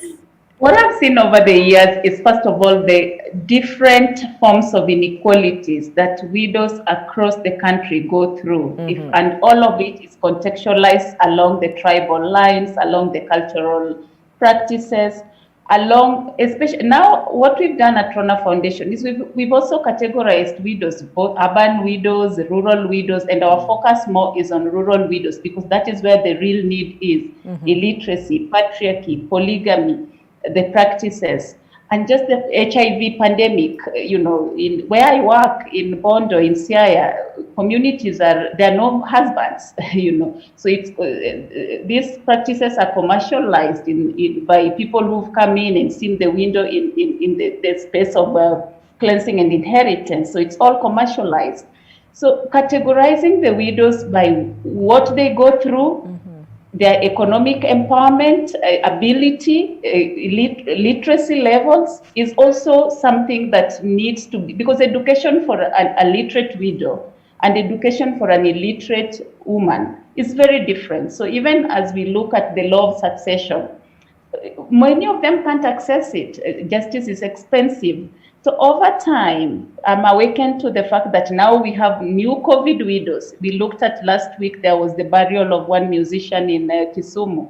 and the brutality that the police, later on the police apologized, which is at first of many things, apology from government officers. But looking at trauma, increased trauma, emotional burden, but categorizing widows with where they are and what they need. And going further, perhaps later the government would, focus on, programs that are able to meet the widows at their need and devolve these functions, maybe dedicate either gender or social protection in a way that interventions are targeting them, particularly where they are, but also counties work with devolved system to ensure that widows in Meru, in Nyeri, because our needs are very different. Our needs in Nyanza, the needs of widows in Central are very different. So one law cannot serve all. One structure cannot serve all. So that is what we've seen over time. Okay, and Patricia, you champion the rights of widows and also those living with HIV, and the country has had an Inua Jamii social protection program that cushions widows, orphans, and those living with disability. Have you ever received any of these monies, and is this coming through even during this time of a pandemic? Thank you, Gladys. No, I have not received any of this since my husband died like 19 years ago. And in terms of COVID, I'm locked down in Nairobi at this particular time. There were forms that circulated, government forms. One was for food, and another one we were told would be for cash transfer. And that was like 2 months ago. And also in that form, I did indicate that I was a widow, and I also did indicate that I was HIV positive, because there were those slots for those indications. But so far, I've not had anything. Apart from the support that we got as a network, the National Empowerment Network of People Living with HIV, and that is for sanitary packs through UNAIDS. I think the donations came in by Dettol. So we have packs of Dettol soap and Jik, and that one through the network, then we got them. As the lead person from Dandora Community Aid Support Association, I have that package and I've been distributing this week to women. That is the only thing I've seen so far that I can be able to talk about that is tangible. But the government program, I've not had anything. Okay. I know that there are a lot of programs that are going on, but personally, and most of the women I'm working with, I've not seen them receive these funds. Okay, now, Samson, clearly we have a social protection program. Patricia and many other widows say they are not beneficiaries of the same. As FIDA, how do you help them, and what are the gaps or what's the obstacle to getting these monies? FIDA has done and continues to do a number of programs geared towards supporting women and supporting widows. We exist to ensure that policies and laws that exist in this country provide for the rights of all, but provide for the rights of women in particular. So one of the things that we have done over time is to go to court on behalf of these women, and so carry out litigation on their behalf. The cases that we have received, pick up those cases and go to court on a pro bono basis at no cost to the widow. So we evaluate the circumstances of the case, and the ones that need to be taken to court, then we go to court on their behalf. The other means that we use is capacity building of informal justice systems, Council of Elders. We have capacity built the Njuri Ncheke, the Luo Council of Elders, the Kamba Council of Elders, and various other elders in various communities on what the law says concerning land, what the law says concerning the law of succession, formerly known as the law of inheritance, and how they can do mediation within the law.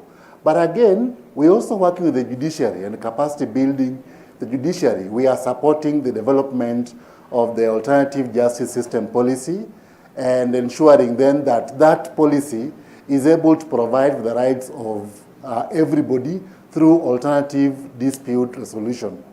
FIDA has gone to court also to challenge various laws, because again, there are some laws that also do not ensure the rights of all. So for example, Section 7 of the Matrimonial Property Act that talks about equal contribution. How do you measure contribution? You know, most of the times it is the men who work, men earn a salary, men have title deeds, men have, car logbooks and so on and so forth. The woman is there doing a lot of work to support this man. When the man dies, all of a sudden, the property belongs to this man, and the brothers-in-law and communities do not recognize what this woman contributed. So when we are saying equal contribution, how do we measure this? How do we equate domestic work? How do we equate taking care of children? How do we equate giving this husband of mine, if I were a woman, advice on what property we need to buy? So we've gone to court to challenge the Matrimonial Property Act, and of course we lost the case, but we are at an appeal stage, and we are really challenging this case to ensure that it provides for equal rights for everybody. The other bit that we do is mediation. So there's a challenge, there's a conflict between this woman and her brothers-in-law, her father-in-law, and sometimes these are issues that families can talk through. So we call them to FEDA. We've got offices in Nairobi, offices in Mombasa, offices in Kisumu, and we also have community-based organizations in paralegal network and pro bono lawyer network that we work with all over the country and engage in these processes where women can talk with the people they're in conflict with and have this process go through a mediation process and hopefully come up to a resolution that does not need to go through an expensive litigation process.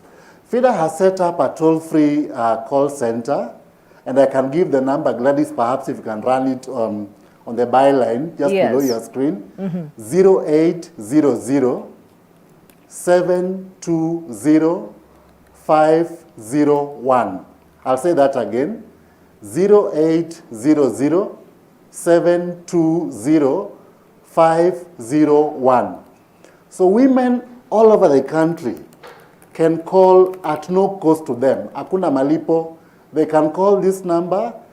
Someone will attend to them. A legal counsel will listen to their case, take up instructions, and be able to give them legal aid and legal support. And of course, we are working with various arms of government, the police, the Ministry of Lands, the judiciary, just to ensure then that we can provide for women's rights. We've also done a lot of advocacy and capacity building of government. We work very well, have a very good working relationship with the Ministry of Lands, and we want to thank CS Caronay. Her office has always been very open. And so at one point when some widows were being disinherited in Kericho, the CS was able to put her foot down and was able to come in for FEDA and come in for these widows and ensure these widows were able to get their title deeds in record time. These cases are so many, Gladys, and we have seen instances where, this woman, her husband passed on, and she's not even allowed to mourn. Right on the day this man dies, the woman is banned from the home.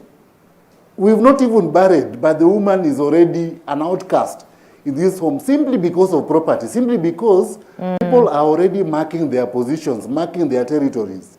She had children. She was a dependent herself. She is perhaps unwell. She has no job. But who wants to listen to this? She is thrown out. And some of these cases happen because perhaps the family did not approve of this marriage. But we are not looking at the human rights of this widow. Yes. And so FIDA is able to provide litigation and legal aid support and advocacy to ensure then that an environment exists where women can enjoy their equal rights according to our constitution, according to the Maputo Protocol, and according to international human rights laws and instruments. Thank you, Samson, for even sharing that toll-free line. I'll repeat it again. It's 0800 720 501. It is toll-free. You will get legal aid for free even as you pursue your rights as a widow. And before we take another short break, a lot of your feedback coming through even as we asked you how you are catering for the needs of the widows amongst us, and especially in the face of this pandemic. Dr. says we have bought so much into the West, and forgotten our traditions that make us. We are now fighting every tradition, be it women's circumcision, women inheritance, family reproduction, all in the name of aping the West. Who is a fool here? Well, I wonder if there's a fool at all. Now, Sami Mugambi says our society needs to change. Widows deserve respect and support. Another here from Edu Nyachwaya, who says, when a married woman dies, the husband is always the first or top suspect. Cruel society. Interesting angle. Samaritan Mary says, things that give me goosebumps. My mom warned me about so many things in life. I didn't understand them before, but now I do. I thank God I'm not learning when it's too late. And another here from Marco Diambo, who says, sex ritual? What exactly is it? Well, Rosaline and Patricia actually touched on that, but we had Bishop saying some of these things should not be there in the first place. Omuterema says, on Father's Day, I spent the day with my aunt who lost her husband last year. I also went to visit her yesterday to tell her how much I love and appreciate her. Now, Luya culture is much different from other tribes. Now, then, my family has been in church since my grandfathers, and one of my grandfathers gave her land. Very commendable. Hari Kimemia says, it's unfortunate that quite old, rigid and conservative customs have still held most communities in Africa behind. Yes, it is unfortunate, Harry, and that's why we're having this conversation this morning. When we come back, we shall have Bishop Kasuku give us some wisdom in as far as these cultures and traditions are concerned. A lot of your comments online saying we need to stick to them, but Bishop Kasuku says yes, they are good, but we need to watch how much of that we actually apply into a day-to-day life. Right after this break.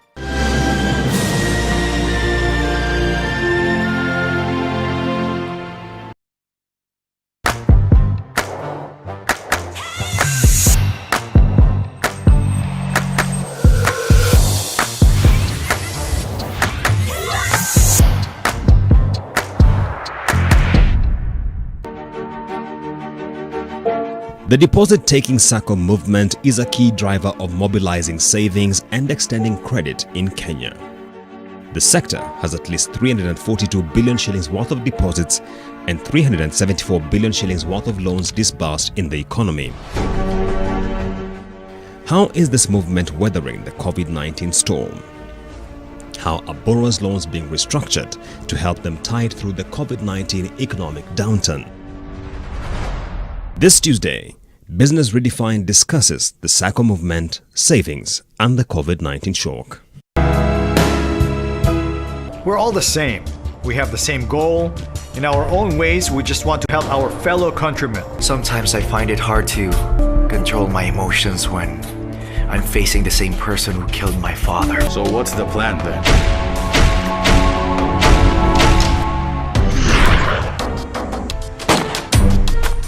Hello, Melchor. What's going on there? Melchor! Kuandamana na mama akienda clinic na pia kujua hali yako ya HIV ni muhimu. Inaonyesha unamjali na pia unajali mtoto wako mtarajio. Je, unajijua? Afya bora, maisha bora. Jipime, jiinue.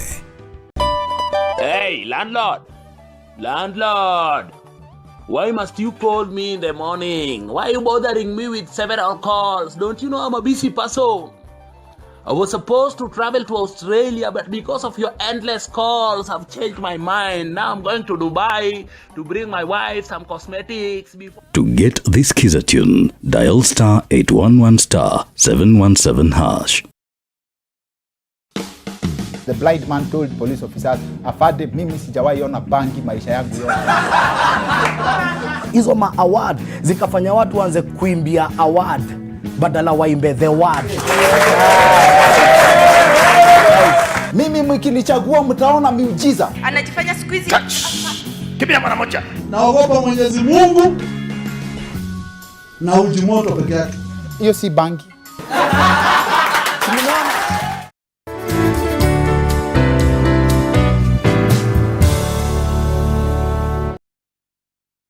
We want you to relax and feel safe in your own home, at the office, in a restaurant, at the salon, or any public space that you visit.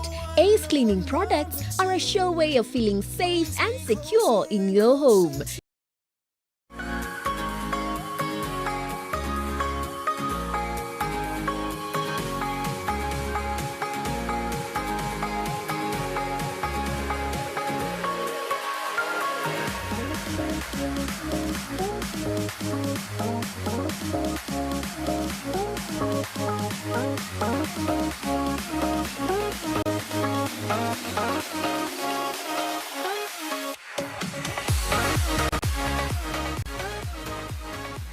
Thank you for staying with Your World. My name is Gladys Gachanja. Let's take a look at the other world. Now, hotel resorts in the Egyptian Red Sea resort of Sharm el-Sheikh opened their doors to visitors while applying preventative measures during the COVID-19 coronavirus pandemic. The Egyptian government will reopen its airports on July the 1st and begin welcoming beach resort tourists kept away by the virus pandemic. Now, according to the aviation minister, flights will resume between Egypt and countries which have reopened their airspace.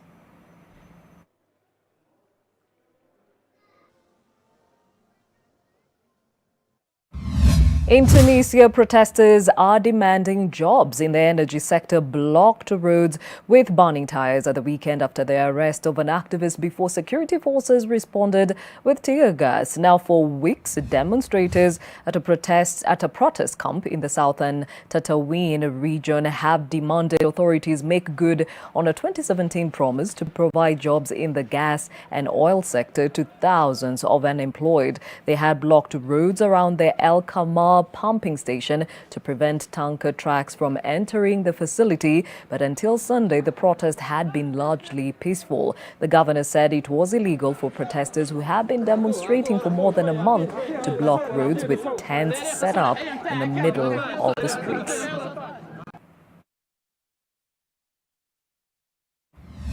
Elsewhere, like many other local initiatives in South Africa, Mark Nicholson's sports club has stepped up during the coronavirus community launching a daily feeding scheme at the beginning of the lockdown. And in the Cape Town suburb of Lavender Hill, which is ridden with gang violence, the sports coach, priest and former drug addict feeds up to 350 people every day, creating a de facto ceasefire in the neighborhood on a field locally known to locals as the battlefield. What happened here today is that it's a normal day for feeding. We feed at 1 o'clock every day. We feed plus minus 320 people. The COVID-19 is no joke. When they come here, they come for a meal, and they need to respect what we are doing. So they come in peace and they leave in peace as well. They respect me, they respect what we are doing, they respect the people as well. They won't do a shooting while we are busy feeding here. Authorities in Beijing conducted an exclusive round of COVID-19 tests for food delivery personnel and couriers as they are targeting people working on restaurants and markets. Now, more than 230 people have so far tested positive from the new Beijing clusters that have been traced to chopping boards used to handle imported salmon at the city's Chinfadi market. China banned imports from a top U.S. poultry producer and ordered a Beijing Pepsi factory to close Sunday as authorities clamped down on food production and distribution amid a new coronavirus cluster in the capital. Health officials also reported 22 new virus cases in Beijing, where they have tested more than 2 million residents as they seek to contain a wave of new infections linked to a wholesale market in the capital.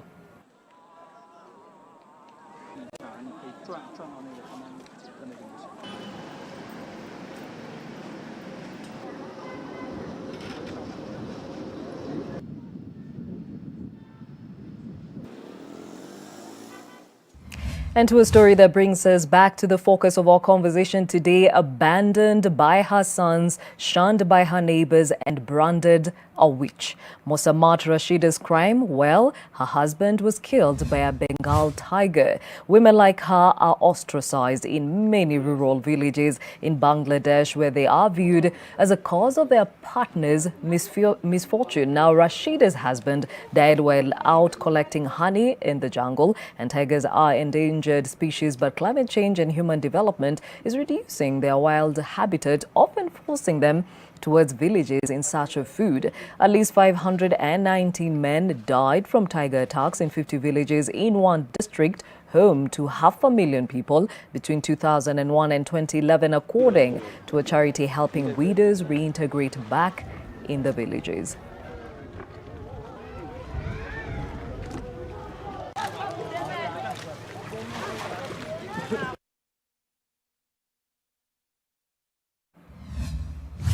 Now, we are still joined by Ruth, who is joining us from Uganda. And Ruth, I'm curious to know, how much does tradition play a part in actually eating into the rights of widows and orphans in Uganda? Thank you so, Gladys. You know, when a man dies here, sometimes because we have many cultures, many tradition settings, when a man dies, sometimes they need you to marry or the brother in the family so that you can stay in the family and get something to eat.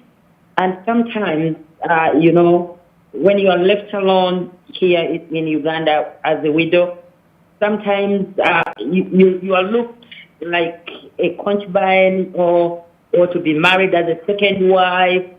So the trauma is too much for the widows. The burden are too much to the widows here because they cannot inherit. When your husband dies, the family side, his family, they're going to take everything belongs to him.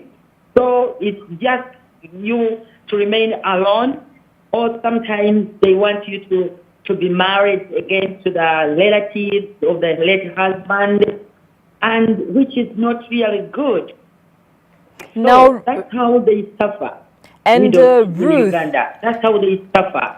Because if they don't have anything, because you know when you have a husband and you have a covering of a man, you have a covering as a man, and you are a wife to someone, that is your covering. Your name will be existing. But when he dies, when the man dies, so you become vulnerable. So you don't have anything, you don't have where to go.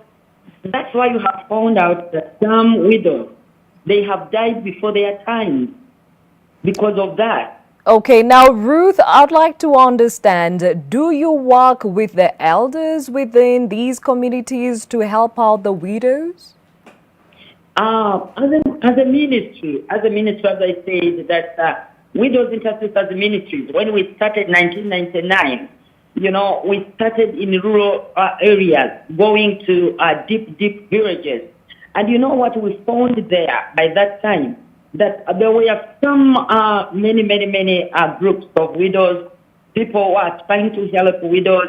But what we found on the ground, they are just crying and saying, yes, these people, they are coming. They are telling us they are going to help us. They just take our pictures, our photos for our grandchildren, our orphans, but they don't come back. You know, the groups are there. But because everyone is struggling alone, because if the government was there to help and say, okay, this group, let us help this group like this. But every group is struggling alone. That's why, anyway, I have got many groups who have come to me. But they come to me not even to help them in such a way, but they come to join me and say, okay, let us come. Can we do this? But they don't have anything. So that is why it is very difficult here, you know, to have the groups and say, okay, now we have one group of widows which is going to help the widows in north or east or west or in central. Because each group is fighting for herself. Because like mine, we get help from well-wishers. I have to look, I have to do this for myself. If I have a government, we have someone who's saying, okay, we have widows intercessors ministries in Uganda. They are in 21 districts. Now, let us do this. Let us give them, like now, if we can give us a land so that we can put a center there. For the widows, some of the widows, they don't have home. They don't have where to stay. Because when you are chased out from your property, where are you going? You cannot go back to the village because even the village, they were depending on you, like me. Yeah. My people, my family were depending on me because I had married a rich man and I was paying their school fees, I was paying this and that. But when I lost him, I lost everything. They couldn't run back to me and I couldn't run back to them.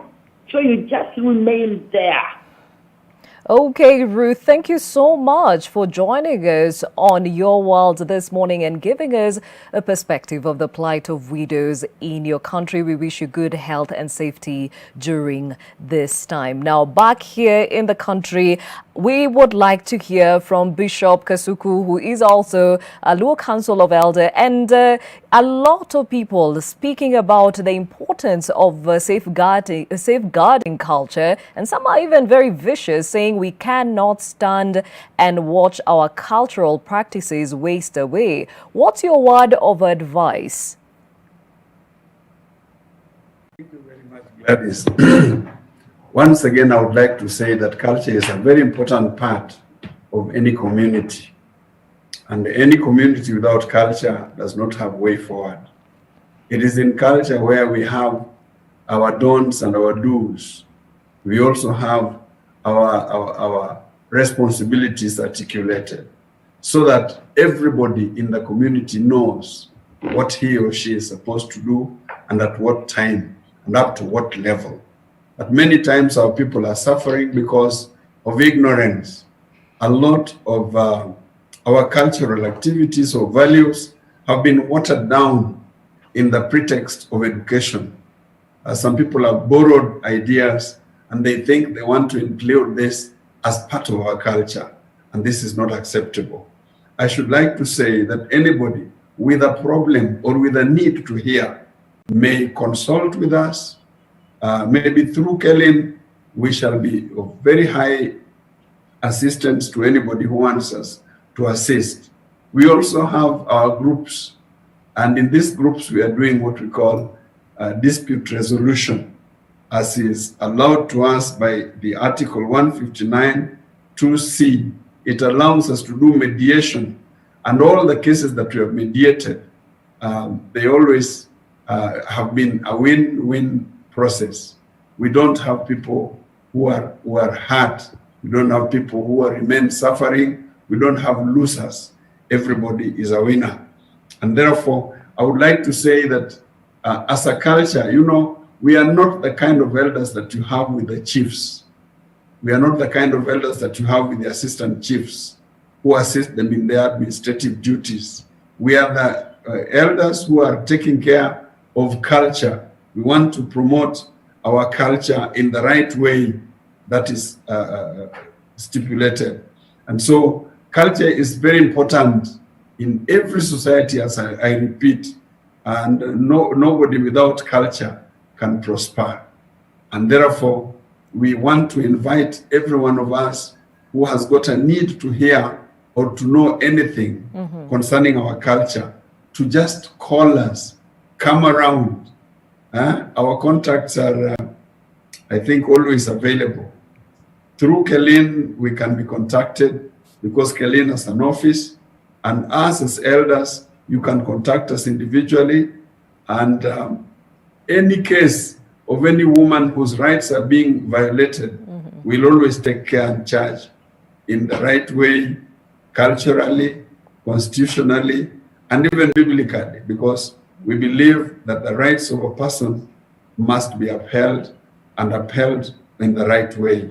And so I would want to say that maybe for those who may be interested, my contact is 0722 471 845. I'll repeat, 0722 471 845. Bishop Kasuku Kalolo, and a member of the Luo Council of Elders. Thank you very I also much. want to say that it's important for our people, more so our young women and the widows, to open up and be ready for communication. The biggest problem I've realized in our society is lack of communication. People hardly talk, even in families, even in societies, wherever people are, they don't talk. So I would wish that our people talk, so that as we talk, we can always communicate. Otherwise, I don't know if there is anything you may want me to add. Thank you, we Bishop. We invite anybody with a problem to come around so that we can help with mediation. Thank you, Bishop We have always Kasuku. mediated. We sit around and we discuss and we come out with solutions to our widows especially. Thank you, Bishop Kasuku, for your words of wisdom and, of course, reiterating that there is beauty in culture, but we need to be very keen on how we use culture to actually take away from the rights of those amongst us, and in this case, the widows and the orphans amongst us. Now, Rosaline, this is a day that we observe to take stock of the plight of widows. What is your word of encouragement? Gladys, I think there's progress. We must admit that the work of Kerlin, all the widow champions, all the widow organizations, even with the limited resources and funding, there's a lot of some little progress that have been noticed in terms of awareness and knowledge.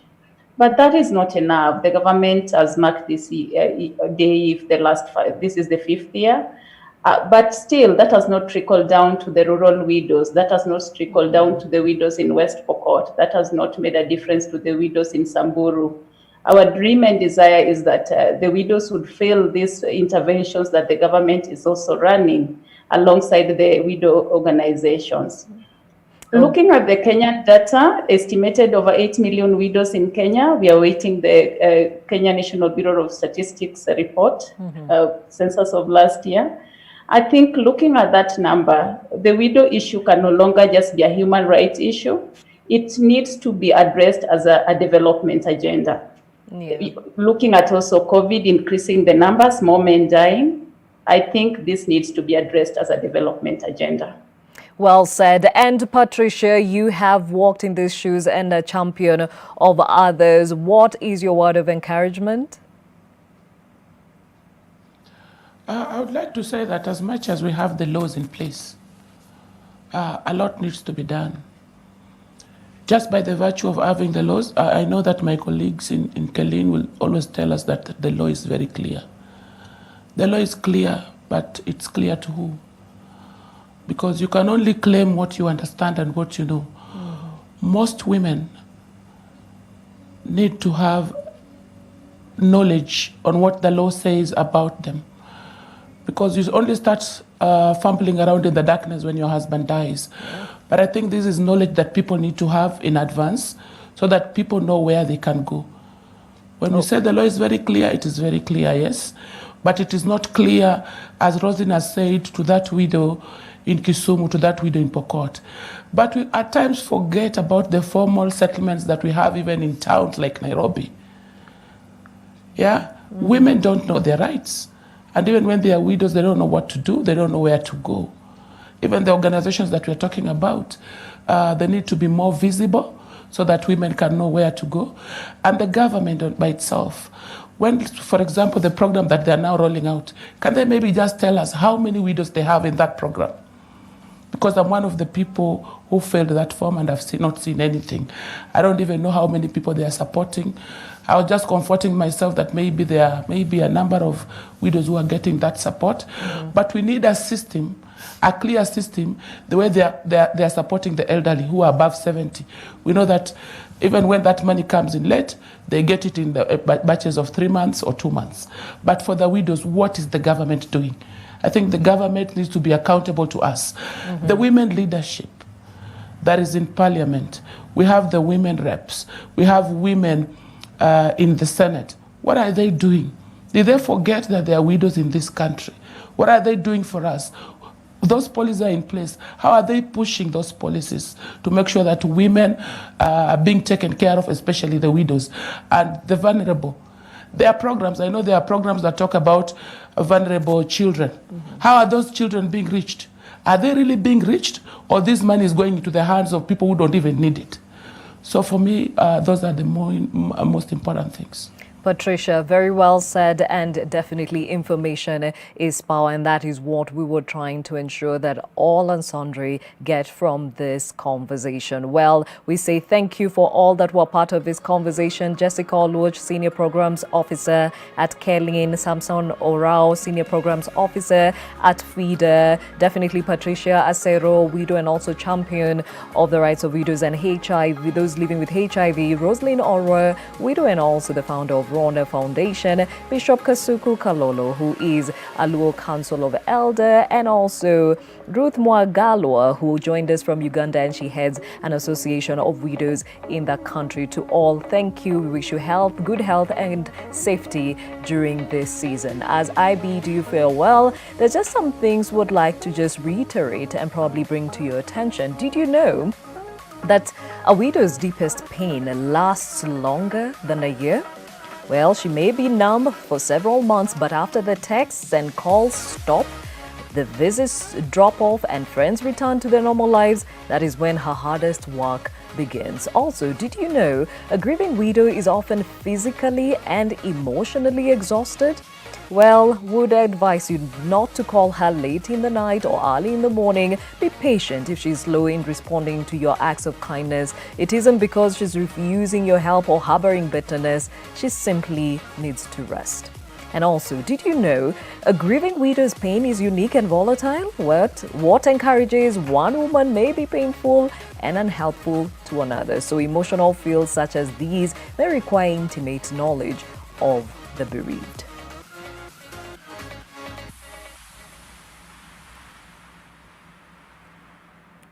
My name is Gladys Gachanja, and thank you for joining us on this broadcast. Tomorrow, Joseph Warungu tackles the disruption that COVID-19 has brought to the public service sector, that is the failing government systems and the alternatives in the new normal as we are facing it now. So see you at 7 a.m. tomorrow. Have a good day.